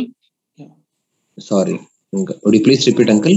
Yeah, here we see a commanding position of Michael the archangel. ಮಿಕಾಯೇಲ ದೇವದೂತನಿಗೆ ದೇವದೂತರ ಮೇಲೆ ಅಧಿಕಾರವು ಕೊಡಲ್ಪಟ್ಟಿರುವುದನ್ನು ನಾವು ನೋಡುತ್ತೇವೆ. When you look at Daniel chapter 10 verse 13, ನೀವು ದಾನಿಯೇಲನ ಗ್ರಂಥ 10ನೇ ಅಧ್ಯಾಯ 13ನೇ ವಚನವನ್ನು ಓದುವಾಗ we read that Michael, one of the chief princes, came to help me, for I was left there with the kings of Persia. We read in verse 13 of Daniel chapter 10. ದಾನಿಯೇಲನ ಗ್ರಂಥ 10ನೇ ಅಧ್ಯಾಯ 13ನೇ ವಚನದಲ್ಲಿ ಪ್ರಧಾನ ದಿವ್ಯ ಪಾಲಕರಲ್ಲೊಬ್ಬನಾದ ಮಿಕಾಯೇಲನು ನನ್ನ ಸಹಾಯಕ್ಕೆ ಬಂದನು, ಅಲ್ಲಿ ಪಾರಸಿಯ ರಾಜನ ಸಂಗಡ ಹೋರಾಡಿ ಎಂಬುದಾಗಿ ನಾವು ನೋಡುತ್ತೇವೆ. So in the spiritual warfare, some of the angels are helped by Michael the archangel. ಆದ್ದರಿಂದ ಆತ್ಮೀಕ ಯುದ್ಧದಲ್ಲಿ ನಾವು ನೋಡುವಾಗ ಕೆಲವು ದೇವದೂತರು ಅದು ಮಿಕಾಯೇಲ ದೇವದೂತನಿಂದ ಸಹಾಯವನ್ನ ಹೊಂದುವುದನ್ನು ನಾವು ನೋಡುತ್ತೇವೆ. So we look at the archangel Michael. ನಾವು ಪ್ರಧಾನ ದೇವದೂತನಾದ ಮಿಕಾಯಲ್ನ ಕುರಿತಾಗಿ ನೋಡಿಕೊಂಡೆವು. Another group of angels are called cherubim. ಇನ್ನೊಂದು ಗುಂಪಿನ ದೇವದೂತರನ್ನು ನಾವು ಕೆರೂಬಿಯರು ಎಂಬುದಾಗಿ ಕರೆಯುತ್ತೇವೆ. This is a special order of angels having to do with the guarding of the tabernacle. ಇದು ವಿಶೇಷವಾದಂತಹ ಒಂದು ಗುಂಪಿನ ದೇವದೂತರು. ಇವರು ದೇವರ ಆ ಒಂದು ದೇವದರ್ಶನ ಗುಡಾರದಲ್ಲಿ ಸೇವೆ ಮಾಡಲಿಕ್ಕೆ ನೇಮಿಸಲ್ಪಟ್ಟಂತವರು. They are guarding the ark of the covenant in the tabernacle. ಆ ದೇವದರ್ಶನದ ಗುಡಾರದಲ್ಲಿರುವಂತಹ ದೇವರ ಆ ಒಂದು ಕೃಪಾಸನವನ್ನ ಮಂಜೂಷವನ್ನ ಅವರು ಕಾಯುವವರಾಗಿದ್ದಾರೆ. They are in the presence of the throne of God. ಅವರು ದೇವರ ಆ ಸಿಂಹಾಸನದ ಪ್ರಸನ್ನತೆಯಲ್ಲಿ ಇರುತ್ತಾರೆ. Now Lucifer was once in that position. ಲೂಸಿಫರ್ನು ಕೂಡ ಒಂದು ದಿನ ಆ ಪದವಿಯಲ್ಲಿದ್ದನು. Now when you come to the chapter Genesis chapter 3 verse 22 to 24, we see them guarding the Garden of Eden when man was sent out from Eden. ನಾವು ಆದಿಕಾಂಡ 3ನೇ ಅಧ್ಯಾಯ 22ರಿಂದ 24ನೇ ವಚನಗಳವರೆಗೆ ನಾವು ನೋಡುವಾಗ ಅಲ್ಲಿ ಮನುಷ್ಯನು ಏದೇನ್ ವನದಿಂದ ಹೊರಡಿಸಲ್ಪಟ್ಟಾಗ ಕೆರೂಬಿಯರು ಆ ಏದೇನ ವನವನ್ನ ಕಾಯುತ್ತಿದ್ದರು ಎಂಬುದಾಗಿ ಅಲ್ಲಿ ಓದುತ್ತೇವೆ. 22ರಿಂದ 24ನೇ ವಚನಗಳವರೆಗೆ ಆದಿಕಾಂಡ 3ನೇ ಅಧ್ಯಾಯ ನಾವು ಓದಿಕೊಳ್ಳೋಣ. ಮತ್ತು ಯೆಹೋವ ದೇವರು, ಈ ಮನುಷ್ಯನು ಒಳ್ಳೆಯದರ ಕೆಟ್ಟದರ ಭೇದವನ್ನು ಅರಿತು ನಮ್ಮಲ್ಲಿ ಒಬ್ಬನಂತಾದನಲ್ಲ, ಇದರಿಂದ ಇವನು ಕೈಚಾಚಿ ಜೀವ ವೃಕ್ಷದ ಫಲವನ್ನು ಸಹ ತೆಗೆದು ತಿಂದು ಶಾಶ್ವತವಾಗಿ ಬದುಕುವವನಾಗಬಾರದು ಅಂದುಕೊಂಡು ಅವನು ಉತ್ಪತ್ತಿಯಾದ ಭೂಮಿಯನ್ನೇ ವ್ಯವಸಾಯ ಮಾಡುವುದಕ್ಕಾಗಿ ಅವನನ್ನು ಏದೇನ್ ತೋಟದಿಂದ ಹೊರಡಿಸಿ ಬಿಟ್ಟನು. ಅದಲ್ಲದೆ ಜೀವ ವೃಕ್ಷಕ್ಕೆ ಹೋಗುವ ದಾರಿಯನ್ನು ಕಾಯುವುದಕ್ಕೆ ಆತನು ಏದೇನ್ ವನದ ಪೂರ್ವ ದಿಕ್ಕಿನಲ್ಲಿ ಕೆರೂಬಿಯರನ್ನು ಧಗಧಗನೆ ಪ್ರಜ್ವಲಿಸುತ್ತಾ ಸುತ್ತುವ ಕತ್ತಿಯನ್ನು ಇರಿಸಿದನು. So we see the ministry of the cherubim, that special group of angels guarding the Garden of Eden. ಈ ವಿಶೇಷ ಗುಂಪಿನ ದೇವದೂತರು ಕೆರೂಬಿಯರು ಎಂಬುದಾಗಿ ಕರೆಯಲ್ಪಡುವ ಈ ದೇವದೂತರು ಏದೇನ್ ವನವನ್ನ ಕಾಯುವುದನ್ನ ಇಲ್ಲಿ ನಾವು ನೋಡುತ್ತೇವೆ. In Exodus chapter 37 verse 7, ನಾವು ಅರಣ್ಯಕಾಂಡ ವಿಮೋಚನ ಕಾಂಡ 37ನೇ ಅಧ್ಯಾಯ 7ನೇ ವಚನದಲ್ಲಿಯೂ ಕೂಡ ನಾವು ನೋಡುತ್ತೇವೆ. In verse 1 to 9, especially we'll read verse 7, where above the ark there was the form of the cherubims made in gold. Chapter 37 verse 7. 37ನೇ ವಿಮೋಚನ ಕಾಂಡ 7ನೇ ವಚನದಲ್ಲಿ ನಾವು ಅಲ್ಲಿ ಆ ಕೆರೂಬಿಯ ಆಕೃತಿಯು ಅದು ಕೆತ್ತಲ್ಪಡುವುದನ್ನು ಕೃಪಾಸನದ ಮೇಲೆ ಬಂಗಾರದ ಆಕಾರದಿಂದ ನಕಾಸಿ ಕೆಲಸದಿಂದ ಮಾಡಿರುವ ಕೆರೂಬಿಗಳ ಕುರಿತಾಗಿ ನೋಡುತ್ತೇವೆ. And I will mention, we will not read all of the verses, but if you are interested in studying about the cherubim, you can write these verses. ನಾನು ಈ ವಿಷಯಗಳನ್ನ ವಿವರವಾಗಿ ಹೇಳಲಿಕ್ಕೆ ಹೋಗುವುದಿಲ್ಲ, ಬದಲಾಗಿ ನಿಮಗೆ ಕೆರೂಬಿಯರ ಕುರಿತಾಗಿ ಅಧ್ಯಯನ ಮಾಡಲಿಕ್ಕೆ ಇಷ್ಟವಿರುವುದಾದರೆ ಈ ವಿಷಯಗಳನ್ನ ಅಧ್ಯಯನ ಮಾಡಬಹುದು, ಈ ವಚನಗಳನ್ನ. Ezekiel chapter 1 verse 4 to 14. ಯೆಹೆಜ್ಕೇಲನ ಗ್ರಂಥ 1ನೇ ಅಧ್ಯಾಯ 4ರಿಂದ 14ನೇ ವಚನವನ್ನ ನಾವು ನೋಡಿಕೊಳ್ಳೋಣ. And chapter 10, you are not going to read it. Chapter 10 15 to 20. ಅದೇ ರೀತಿ ಯೆಹೆಜ್ಕೇಲ 10ನೇ ಅಧ್ಯಾಯ 15ರಿಂದ 20ನೇ ವಚನ. And Ezekiel 28 verse 14 and 16. ಯೆಹೆಜ್ಕೇಲನ ಗ್ರಂಥ 28ನೇ ಅಧ್ಯಾಯ 14ರಿಂದ 16ನೇ ವಚನ. Again, that is a reference to Lucifer. ಅಲ್ಲಿ ಲೂಸಿಫರ್ನಿಗೆ ಕುರಿತಾಗಿ ಮಾತನಾಡಲ್ಪಡುತ್ತಿದೆ. We will come back to that later, but just look at verse 14 and verse 16 of Ezekiel 28. ನಾವು ಎಹೆಜ್ಕೇಲನ ಗ್ರಂಥ 28ನೇ ಅಧ್ಯಾಯ 14 ಮತ್ತು 16ನೇ ವಚನವನ್ನ ಮಾತ್ರ ನಾವು ನೋಡಿಕೊಳ್ಳೋಣ. ನೀನು ರೆಕ್ಕೆ ತೆರೆದು ನೆರಳು ಕೊಡುವ ಕೆರೂಬಿಯಾಗಿದ್ದಿ. ನಾನು ನಿನ್ನನ್ನು ದೇವರ ಪರಿಶುದ್ಧ ಪರ್ವತದಲ್ಲಿ ನೆಲೆಗೊಳಿಸಿದೆನು. ನೀನು ಕೆಂಡದ ಮಳೆಯಲ್ಲಿ ವಿಹಾರ ಮಾಡುತ್ತಾ ಇದ್ದಿ. ನಿನ್ನ Lucifer belonged to the angel group of cherub. ಲೂಸಿಫರನು ಆ ಕೆರೂಬಿಯರು ಎಂಬಂತ ದೇವದೂತರ ಗುಂಪಿಗೆ ಸೇರಿದವನು. He was like the covering cherub. That's what we read. ಆತನು ದೇವರಿಗೆ ನೆರಳು ಕೊಡುವ ಕೆರೂಬಿ ಆಗಿದ್ದನು ಎಂಬುದಾಗಿ ಓದುತ್ತೇವೆ. It was like, we don't fully understand this. He was like the guardian of the holiness of God, in the very presence of God. ಇದನ್ನ ನಾವು ಸರಿಯಾಗಿ ಅರ್ಥ ಮಾಡಿಕೊಳ್ಳಲಿಕ್ಕೆ ಸಾಧ್ಯವಾಗದೆ ಹೋದರೂ ದೇವರ ಪರಿಶುದ್ಧ ಪ್ರಸನ್ನತೆಯಲ್ಲಿ ಆತನು ಕಾಯುವವನಾಗಿ ಕಾಪಾಡುವವನಾಗಿ ಇದ್ದನು. We don't understand why God need a guarding of his holiness, but it is the government of God. ನಮಗೆ ಅರ್ಥವಾಗುವುದಿಲ್ಲ ಯಾಕೆ ದೇವರಿಗೆ ತನ್ನ ಪರಿಶುದ್ಧತೆಯನ್ನ ಕಾಯಲಿಕ್ಕೆ ಒಬ್ಬ ಕೆರೂಬಿಯ ಅವಶ್ಯಕತೆ ಇತ್ತು ಎಂಬುದಾಗಿ. ಆದರೆ ಅದು ದೇವರ ಅಧಿಕಾರದಲ್ಲಿರುವಂತ ಸಂಗತಿಗಳು. It is under the adalitva of God. God has order in his kingdom.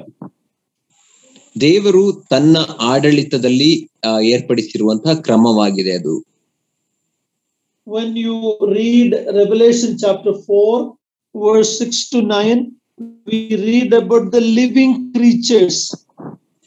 ನಾವು ಪ್ರಕಟಣೆ 4ನೇ ಅಧ್ಯಾಯ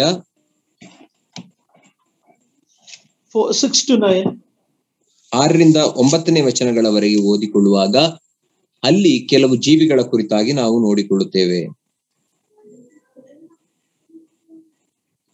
And so this is what we have in the word of God about cherubims, that order of angels. ಕೆರೂಬಿಯರು ಎಂಬಂತ ಈ ಗುಂಪಿನ ಈ ಶ್ರೇಣಿಯ ದೇವದೂತರ ಕುರಿತಾಗಿ ನಾವು ತಿಳಿದುಕೊಳ್ಳುವಂತ ವಚನಗಳು ಇದಾಗಿವೆ. Now another group of angels is called the seraphim. ಇನ್ನೊಂದು ಗುಂಪಿನ ದೇವದೂತರು ಅವರು ಸೆರಾಫಿಯರು. Mainly we read about them in Isaiah chapter 6. ಅವರ ಕುರಿತಾಗಿ ಮುಖ್ಯವಾಗಿ ಯೆಶಾಯನ ಪ್ರವಾದನೆಯ ಗ್ರಂಥ 6ನೇ ಅಧ್ಯಾಯದಲ್ಲಿ ನಾವು ಓದಿಕೊಳ್ಳುತ್ತೇವೆ. Let's read Isaiah chapter 6 verse 1 to 6. ಯೆಶಾಯನ ಪ್ರವಾದನೆಯ ಗ್ರಂಥ 6ನೇ ಅಧ್ಯಾಯ 1ರಿಂದ 6ನೇ ವಚನಗಳವರೆಗೆ ನಾವು ಓದಿಕೊಳ್ಳೋಣ.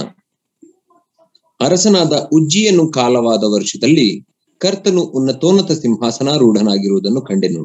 ಆತನ ವಸ್ತ್ರದ ನೆರಿಗೆಯು ಮಂದಿರದಲ್ಲೆಲ್ಲಾ ಹರಡಿತು. ಆತನ ಸುತ್ತ ಸೆರಾಫಿಯರು ಇದ್ದರು. ಪ್ರತಿಯೊಬ್ಬನು 6 ರೆಕ್ಕೆಯುಳ್ಳವನಾಗಿ 2ರಿಂದ ತನ್ನ ಮುಖವನ್ನು 2ರಿಂದ ತನ್ನ ಕಾಲುಗಳನ್ನು ಮುಚ್ಚಿಕೊಂಡು 2 ಬಡಿಯುತ್ತಾ ನೆಲ ಸೋಕದೆ ನಿಂತಿದ್ದನು. ಆಗ ಒಬ್ಬನು ಮತ್ತೊಬ್ಬನಿಗೆ, ಸೇನಾಧೀಶ್ವರನಾದ ಯೆಹೋವನು ಪರಿಶುದ್ಧನು ಪರಿಶುದ್ಧನು ಪರಿಶುದ್ಧನು, ಭೂಮಂಡಲವೆಲ್ಲ ಆತನ ಪ್ರಭಾವದಿಂದ ತುಂಬಿದೆ ಎಂದು ಕೂಗಿ ಹೇಳಿದನು. ಕೂಗುವವನ ಶಬ್ದಕ್ಕೆ ದ್ವಾರದ ಅಸ್ತಿವಾರವು ಕದಲಿತು, ಧೂಮವು ಮಂದಿರದಲ್ಲೆಲ್ಲಾ ತುಂಬಿತು. ಆಗ ನಾನು, ಅಯ್ಯೋ, ನನ್ನ ಗತಿಯನ್ನು ಏನು ಹೇಳಲಿ, ನಾಶವಾದೆನಲ್ಲ. ನಾನು ಹೊಲಸು ತುಟಿಯವನು, ಹೊಲಸು ತುಟಿಯವರ ಮಧ್ಯದಲ್ಲಿ ವಾಸಿಸುವವನು.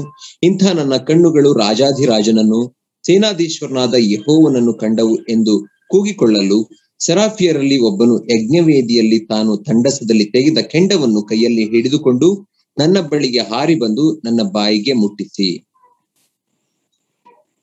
So here we see seraphim are a special order of angels having to do with the worship and holiness around God's throne. ಇಲ್ಲಿ ನಾವು ಸೆರಾಫಿಯರು ಎಂಬುದಾಗಿ ನಾವು ನೋಡುವಾಗ ಅವರು ಒಂದು ವಿಶೇಷ ಗುಂಪಿನ ದೇವದೂತರಾಗಿದ್ದಾರೆ. ಅವರು ದೇವರ ಸಿಂಹಾಸನದ ಮುಂದೆ ಆತನನ್ನ ಆರಾಧಿಸುವಂತ ಕಾರ್ಯ ಮತ್ತು ಆತನ ಪರಿಶುದ್ಧತೆಯಲ್ಲಿ ತೊಡಗಿಕೊಂಡಿರುತ್ತಾರೆ. There is an amazing truth here. These are holy angels which is not fallen into sin. ಇಲ್ಲಿ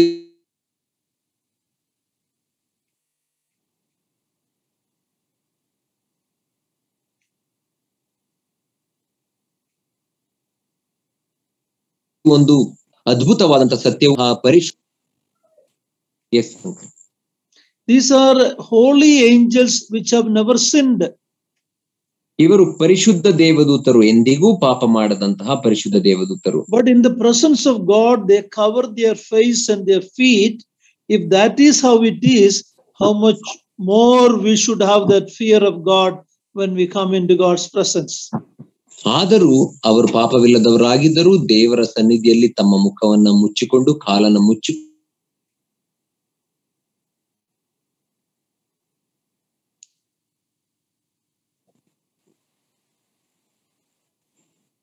If that is so, what should be our attitude when we come to God's presence?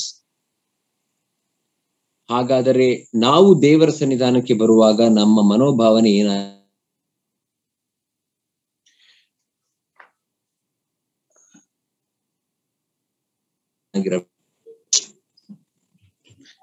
When we looked at the book of Daniel, ನಾವು ದಾನಿಯೇಲನ ಗ್ರಂಥವನ್ನ ನಾವು ನೋಡಿಕೊಂಡಾಗ we see that angels are involved in the affairs of the nations in the world.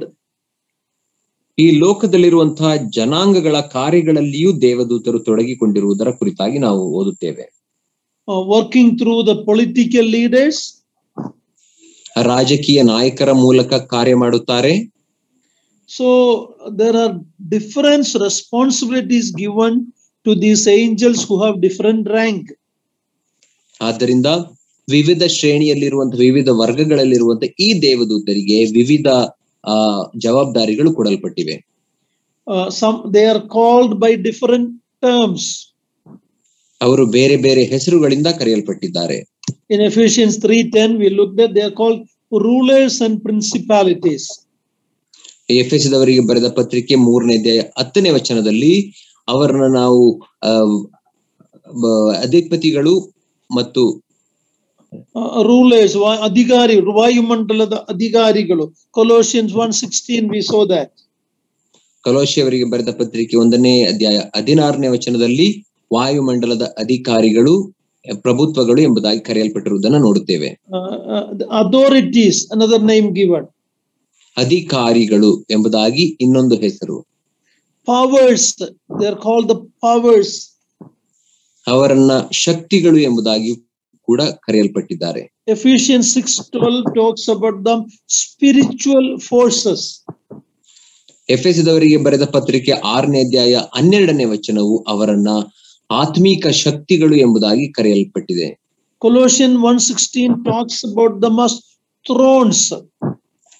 ಕೊಲೋಸ್ಯವರಿಗೆ ಬರೆದ ಪತ್ರಿಕೆ 1ನೇ ಅಧ್ಯಾಯ 16ನೇ ವಚನ ಅವರನ್ನ ಪ್ರಭುತ್ವಗಳು, ಸಿಂಹಾಸನಗಳು ಎಂಬುದಾಗಿ ಕರೆದಿರುವುದನ್ನು ನೋಡುತ್ತೇವೆ. Ephesians 1:21 refers to them like dominion. ಎಫೆಸದವರಿಗೆ ಬರೆದ ಪತ್ರಿಕೆ 1ನೇ ಅಧ್ಯಾಯ 21ನೇ ವಚನದಲ್ಲಿ ಅವರನ್ನ ಪ್ರಭುತ್ವಗಳು ಎಂಬುದಾಗಿ ಕರೆದಿರುವುದನ್ನು ನೋಡುತ್ತೇವೆ. In Ephesians 6:10-12 we saw the spiritual warfare between believers and satanic forces. ಎಫೆಸದವರಿಗೆ ಬರೆದ ಪತ್ರಿಕೆ 6ನೇ ಅಧ್ಯಾಯ 10ರಿಂದ 12ನೇ ವಚನಗಳಲ್ಲಿ ನಾವು ದೇವರ ಸೈತಾನನ ದೂತರಿಗೂ ಮನುಷ್ಯರಿಗೂ the satanic forces and believers have a spiritual warfare. ಸೈತಾನನ ದೂತರಿಗೂ ವಿಶ್ವಾಸಿಗಳಿಗೂ ಒಂದು ಆತ್ಮಿಕ ಯುದ್ಧವು ನಡೆಯಲ್ಪಡುತ್ತಿದೆ. In Revelation 12:7-12 we see the war between God and evil angels. ನಾವು ಪ್ರಕಟಣೆ 12ನೇ ಅಧ್ಯಾಯ 7ರಿಂದ 12ನೇ ವಚನದವರೆಗೆ ನಾವು ನೋಡುವಾಗ ದೇವರಿಗೂ ಆ ದೇವರ ಕೆಟ್ಟ ದೂತರಿಗೂ ಒಂದು the war between God and the evil angels. ದೇವರಿಗೂ ಆ ಕೆಟ್ಟ ದೂತರಿಗೂ ಮಧ್ಯದಲ್ಲಿ ಒಂದು ಯುದ್ಧವು ನಡೆಯುತ್ತಿದೆ ಎಂಬುದಾಗಿ ನೋಡುತ್ತೇವೆ. Now when you look at, there are some special angels we read. ನಾವು ನೋಡಿಕೊಂಡೆವು ಕೆಲವು ವಿಶೇಷ ದೇವದೂತರುಂಟು ಎಂಬುದಾಗಿ. Their numbers are not mentioned. ಅವರ ಸಂಖ್ಯೆ ಎಷ್ಟು ಎಂಬುದಾಗಿ ಕೊಡಲ್ಪಟ್ಟಿಲ್ಲ. All their names are not given. ಅವರ ಎಲ್ಲರ ಹೆಸರುಗಳು ಕೂಡ ಕೊಡಲ್ಪಟ್ಟಿಲ್ಲ. But there is one angel whose name is mentioned, is Gabriel. ಆದರೆ ಒಬ್ಬ ದೇವದೂತನ ಹೆಸರು ಕೊಡಲ್ಪಟ್ಟಿದೆ, ಆತನ ಯಾರೆಂದರೆ ಗಬ್ರಿಯೇಲನು. We see him as a special messenger of God. ಆತನನ್ನ ನಾವು ದೇವರ ವಿಶೇಷ ಸಂದೇಶವಾಹಕನು ಎಂಬುದಾಗಿ ನೋಡುತ್ತೇವೆ. Look at Daniel chapter 8 verse 16. ನಾವು ದಾನಿಯೇಲನ ಗ್ರಂಥ 8ನೇ ಅಧ್ಯಾಯ 16ನೇ ವಚನವನ್ನ ನೋಡಿಕೊಳ್ಳೋಣ. Daniel 8:16. ದಾನಿಯೇಲ 8:16ನೇ ವಚನ. ಆಗ ಗಬ್ರಿಯೇಲನೇ, ಕನಸಿನ ಅರ್ಥವನ್ನು ಇವನಿಗೆ ತಿಳಿಯಪಡಿಸು ಎಂದು ಮನುಷ್ಯ ಧ್ವನಿಯಂತ ಒಂದು ವಾಣಿಯು ಪೂಲಾ ಕಾಲುವೆಯ ದಡಗಳ ನಡುವೆ ನನಗೆ ಕೇಳಿಸಿತು. His name is repeated in chapter 9 verse 21. ಆತನ ಹೆಸರು ದಾನಿಯೇಲನ ಗ್ರಂಥ 9ನೇ ಅಧ್ಯಾಯ 29ನೇ ವಚನದಲ್ಲಿಯೂ ಕೂಡ ಪುನರುಚ್ಚರಿಸಲ್ಪಟ್ಟಿದೆ. 9:21. 9ನೇ ಅಧ್ಯಾಯ 21ನೇ ವಚನ. ಪ್ರಾರ್ಥಿಸುತ್ತಿರುವಾಗಲೇ ಮೊದಲು ನನ್ನ ಕನಸಿನಲ್ಲಿ ಕಂಡ ಗಬ್ರಿಯೇಲನೆಂಬ ಪುರುಷನು ಅಸುರುಸುರಾಗಿ ಹಾರಿ ಬಂದು ಸಂಧ್ಯಾ ನೈವೇದ್ಯ ಸಮಯದಲ್ಲಿ ನನ್ನನ್ನು ಸೇರಿ. So the name Gabriel, that angel, is mentioned in the book of Daniel. ಗಬ್ರಿಯೇಲ ಎಂಬಂತ ದೇವದೂತನ ಹೆಸರು ಈ ದಾನಿಯೇಲನ ಪುಸ್ತಕದಲ್ಲಿ ತಿಳಿಸಲ್ಪಟ್ಟಿದೆ. But when we come to the New Testament, we see him in the Gospel of Luke. ಆದರೆ ಹೊಸ ಒಡಂಬಡಿಕೆಗೆ ಬರುವಾಗ ಲೂಕನ ಸುವಾರ್ತೆ ಪುಸ್ತಕದಲ್ಲಿಯೂ ಕೂಡ ಆತನ ಹೆಸರು ಕೊಡಲ್ಪಟ್ಟಿದೆ. Look at Luke chapter 1 verse 19. ಲೂಕನ ಸುವಾರ್ತೆ 1ನೇ ಅಧ್ಯಾಯ 19ನೇ ವಚನವನ್ನ ನಾವು ನೋಡಿಕೊಳ್ಳೋಣ. ನನ್ನ ಹೆಂಡತಿಯು ದಿನ ಹೋದವಳು ಎಂದು ಹೇಳಿದ್ದಕ್ಕೆ ಆ ದೂತನು, ನಾನು ದೇವರ ಸನ್ನಿಧಿಯಲ್ಲಿ ನಿಲ್ಲುವ ಗಬ್ರಿಯೇಲನು ನಿನ್ನ ಕೂಡ ಮಾತಾಡಿ ಈ ಶುಭ ವರ್ತಮಾನವನ್ನು ನಿನಗೆ ತಿಳಿಸುವುದಕ್ಕೆ ಪಟ್ಟಿದ್ದೇನೆ. Here we see Gabriel's ministry to the priest Zechariah. ಇಲ್ಲಿ ಆ ಯಾಜಕನಾದಂತಹ ಜಕರ್ಯನಿಗೆ ದೇವದೂತನಾದ ಗಬ್ರಿಯೇಲನು ಸೇವೆ ಮಾಡುವುದರ ಕುರಿತಾಗಿ ನೋಡುತ್ತೇವೆ. We read that he stand in the presence of God, ready to take a message and transmit or bring it to people. ಆತನ ಕಾರ್ಯ ಏನಾಗಿದೆ ಎಂಬುದಾಗಿ ನಾವು ನೋಡುವಾಗ ದೇವರ ಸನ್ನಿಧಿಯಲ್ಲಿ ಸಿದ್ಧನಾಗಿ ನಿಂತಿರುವ ದೇವದೂತನಾಗಿ ದೇವರ ಸಂದೇಶವನ್ನ ಮನುಷ್ಯರಿಗೆ ತಲುಪಿಸುವ ದೇವದೂತನೇ ಈತನು. Whether it was to Daniel in the Old Testament or to Zechariah in the New Testament, he was like an angel ready to take the order from God and bring that message to the people to whom it is given.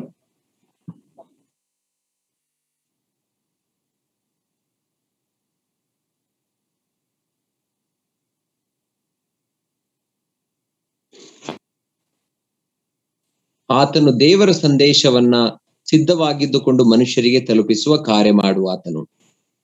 In Luke 1:26 we see him again in communicating to Mary, the mother of the Lord Jesus. ಮತ್ತೆ ಲೂಕನ ಸುವಾರ್ತೆ 1ನೇ ಅಧ್ಯಾಯ 26ನೇ ವಚನದಲ್ಲಿ ಯೇಸು ಕ್ರಿಸ್ತನ ತಾಯಿಯಾದಂತಹ ಮರಿಯಳೊಟ್ಟಿಗೆ ಆತನು ಮಾತಾಡುವುದನ್ನು ನಾವು ನೋಡುತ್ತೇವೆ. Verse 26. 26ನೇ ವಚನ, ಲೂಕ 1:26. 6ನೆಯ ತಿಂಗಳಲ್ಲಿ ದೇವರು ಗಬ್ರಿಯೇಲನೆಂಬ ತನ್ನ ದೂತನನ್ನು ಗಲಿಲಾಯದ ಸೀಮೆಯ ನಜರೇತ್ ಎಂಬ ಊರಿಗೆ ಒಬ್ಬ ಕನ್ಯೆಯ ಬಳಿಗೆ ಕಳುಹಿಸಿದನು. So we see Gabriel coming to communicate to Zechariah and little later send again to communicate to Mary. ನಾವು ಕೆಲವು ಹಿಂದೆ ನಾವು ನೋಡುವಾಗ ಜಕರ್ಯನ ಬಳಿಗೆ ಸಂದೇಶವನ್ನ ಹೊತ್ತುಕೊಂಡು ಹೋಗಲಿಕ್ಕೆ ಗಬ್ರಿಯೇಲನು ಕಳುಹಿಸಲ್ಪಟ್ಟನು. ನಂತರ ಮುಂದೆ ಮರಿಯಳ ಬಳಿಗೂ ಕೂಡ ದೇವದೂತನಾದ ಗಬ್ರಿಯೇಲನು ದೇವರಿಂದ ಕಳುಹಿಸಲ್ಪಟ್ಟನು. And if you look at Matthew chapter 1 verse 20, ಮತ್ತಾಯನ ಸುವಾರ್ತೆ 1ನೇ ಅಧ್ಯಾಯ 20ನೇ ವಚನವನ್ನು ನೀವು ನೋಡುವಾಗ, Matthew 1:20, ಮತ್ತಾಯ 1:20ನೇ ವಚನ, ಅವನು ಇದನ್ನು ಆಲೋಚಿಸುತ್ತಿರುವಾಗ ಕರ್ತನ ದೂತನು ಅವನಿಗೆ ಕನಸಿನಲ್ಲಿ ಕಾಣಿಸಿಕೊಂಡು, ಎಲೈ ಯೋಸೇಫನೇ, ದಾವಿದನ ವಂಶದವನೇ, ನಿನ್ನ ಹೆಂಡತಿಯಾದ ಮರಿಯಳನ್ನು ಸೇರಿಸಿಕೊಳ್ಳುವುದಕ್ಕೆ ಅಂಜಬೇಡ, ಆಕೆ ಗರ್ಭವು ಪವಿತ್ರಾತ್ಮದಿಂದಲೇ ಆದದ್ದು. And in verse 24 also we see the angel commanding him to take his wife, and he took his wife. So this angel of God, we can assume that it is the same angel Gabriel. ಮತ್ತೆ 24ನೇ ವಚನಕ್ಕೆ ಬರುವಾಗ, ಯೋಸೇಫನಿಗೆ ನಿನ್ನ ಹೆಂಡತಿಯನ್ನ ಸೇರಿಸಿಕೊಳ್ಳಲಿಕ್ಕೆ ಹಿಂಜರಬೇಡ, ಹೆದರಬೇಡ ಎಂಬುದಾಗಿ ಹೇಳುತ್ತಿರುವಂತ ದೇವದೂತನ ಕುರಿತಾಗಿ ನಾವು ನೋಡುತ್ತೇವೆ.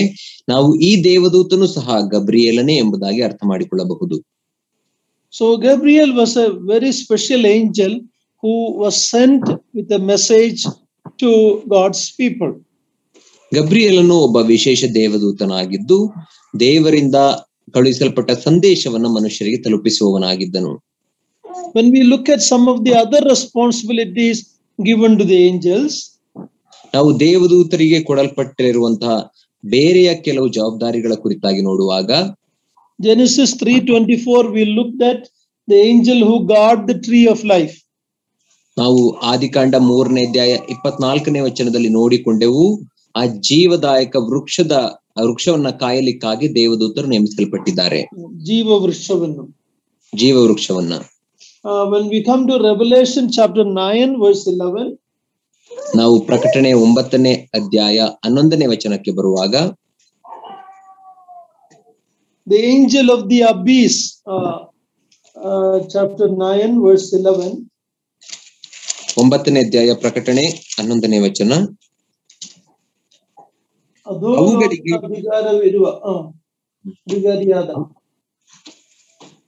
ಅಧೋಲೋಕದ ಅಧಿಕಾರಿಯಾದ ದೂತನು ಅವುಗಳನ್ನಾಳುವ ಅರಸನು. So an angel who has authority over the abyss. ಅಧೋಲೋಕದ ಅಥವಾ ಪಾತಾಳದ ಅಧಿಕಾರವನ್ನು ಹೊಂದಿದಂತಹ ದೇವದೂತನು ಎಂಬುದಾಗಿ ಇಲ್ಲಿ ನೋಡುತ್ತೇವೆ. Chapter 16 verse 5. ಪ್ರಕಟಣೆ 16ನೇ ಅಧ್ಯಾಯ 5ನೇ ವಚನ, angel in charge of the waters. ಅಲ್ಲಿ ನೀರಿನ ಮೇಲೆ ಅಧಿಕಾರಿಯಾದಂತ ದೇವದೂತನ ಕುರಿತಾಗಿ ನೋಡುತ್ತೇವೆ. Revelation 20 verse 1 and 2, the angel who binds Satan before the millennium, 1000-year rule of the Lord Jesus Christ. ಪ್ರಕಟಣೆ 20ನೇ ಅಧ್ಯಾಯ 1 ಮತ್ತು 2ನೇ ವಚನದಲ್ಲಿ ಯೇಸು ಕ್ರಿಸ್ತನ 1000 ವರ್ಷದ ಆಳ್ವಿಕೆ ಪ್ರಾರಂಭವಾಗುವುದಕ್ಕಿಂತ ಮುಂಚೆ ಸೈತಾನನನ್ನ ಬಂಧಿಸಿದ ಒಬ್ಬ ದೇವದೂತನ ಕುರಿತಾಗಿ ನೋಡುತ್ತೇವೆ. So we are studying a topic that is very important to know, especially because they are ministering to God and God's people. ನಾವು ಒಂದು ಅತ್ಯಂತ ಪ್ರಾಮುಖ್ಯವಾದಂತಹ ವಿಷಯದ ಕುರಿತಾಗಿ ಅಧ್ಯಯನ ಮಾಡುತ್ತಿದ್ದೇವೆ, ದೇವದೂತರು. ಯಾಕೆಂದರೆ ಅವರು ದೇವರಿಗೆ ಮತ್ತು ದೇವರ ಜನರಿಗೆ ಸೇವೆ ಮಾಡುವಂತಹ ದೂತರು. We seldom understand the value of the ministry of angels for us. ನಾವು ಅನೇಕ ಸಂದರ್ಭಗಳಲ್ಲಿ ದೇವದೂತರ ಆ ಸೇವೆಯ ಆ ಒಂದು ಮೌಲ್ಯವನ್ನ ಅರ್ಥ ಮಾಡಿಕೊಳ್ಳುವುದಿಲ್ಲ. My time is gone, but I hope you have an interest in studying this because it's a very important topic in the Bible. Lord willing, we will take the study from here next week. ನನ್ನ ಸಮಯವು ಮುಗಿಯಿತು. ಈ ಒಂದು ಅಧ್ಯಯನವು ನಿಮಗೆ ಸಹಾಯವಾಯಿತು ಎಂಬುದಾಗಿ ನಾನು ನೆನೆಸುತ್ತೇನೆ. ದೇವರ ಚಿತ್ತವಿರುವುದಾದರೆ ಮುಂದಿನ ವಾರ ಈ ಅಧ್ಯಯನವನ್ನು ಮತ್ತೆ ಎತ್ತಿಕೊಳ್ಳೋಣ. Let us thank God for the angels who are guarding us, who are ministering to us, even though we may not always know that. ಆದ್ದರಿಂದ ನಮ್ಮನ್ನ ಕಾಯುತ್ತಿರುವಂತಹ ದೇವದೂತರಿಗಾಗಿ ಮತ್ತು ನಮಗೆ ಸೇವೆ ಮಾಡುತ್ತಿರುವ ದೇವದೂತರಿಗಾಗಿ ನಾವು ದೇವರಿಗೆ ಸ್ತೋತ್ರ ಸಲ್ಲಿಸೋಣ. ಅನೇಕ ಸಂದರ್ಭಗಳಲ್ಲಿ ಅವರ ಸೇವೆಯ ಕುರಿತಾಗಿ ನಮಗೆ ಗೊತ್ತಾಗುವುದಿಲ್ಲ. Thank you very much for patiently listening. ತಾಳ್ಮೆಯಿಂದ ನನ್ನ ಮಾತನ್ನ ಕೇಳಿದ್ದಕ್ಕಾಗಿ ನಿಮಗೆ ವಂದನೆಗಳು.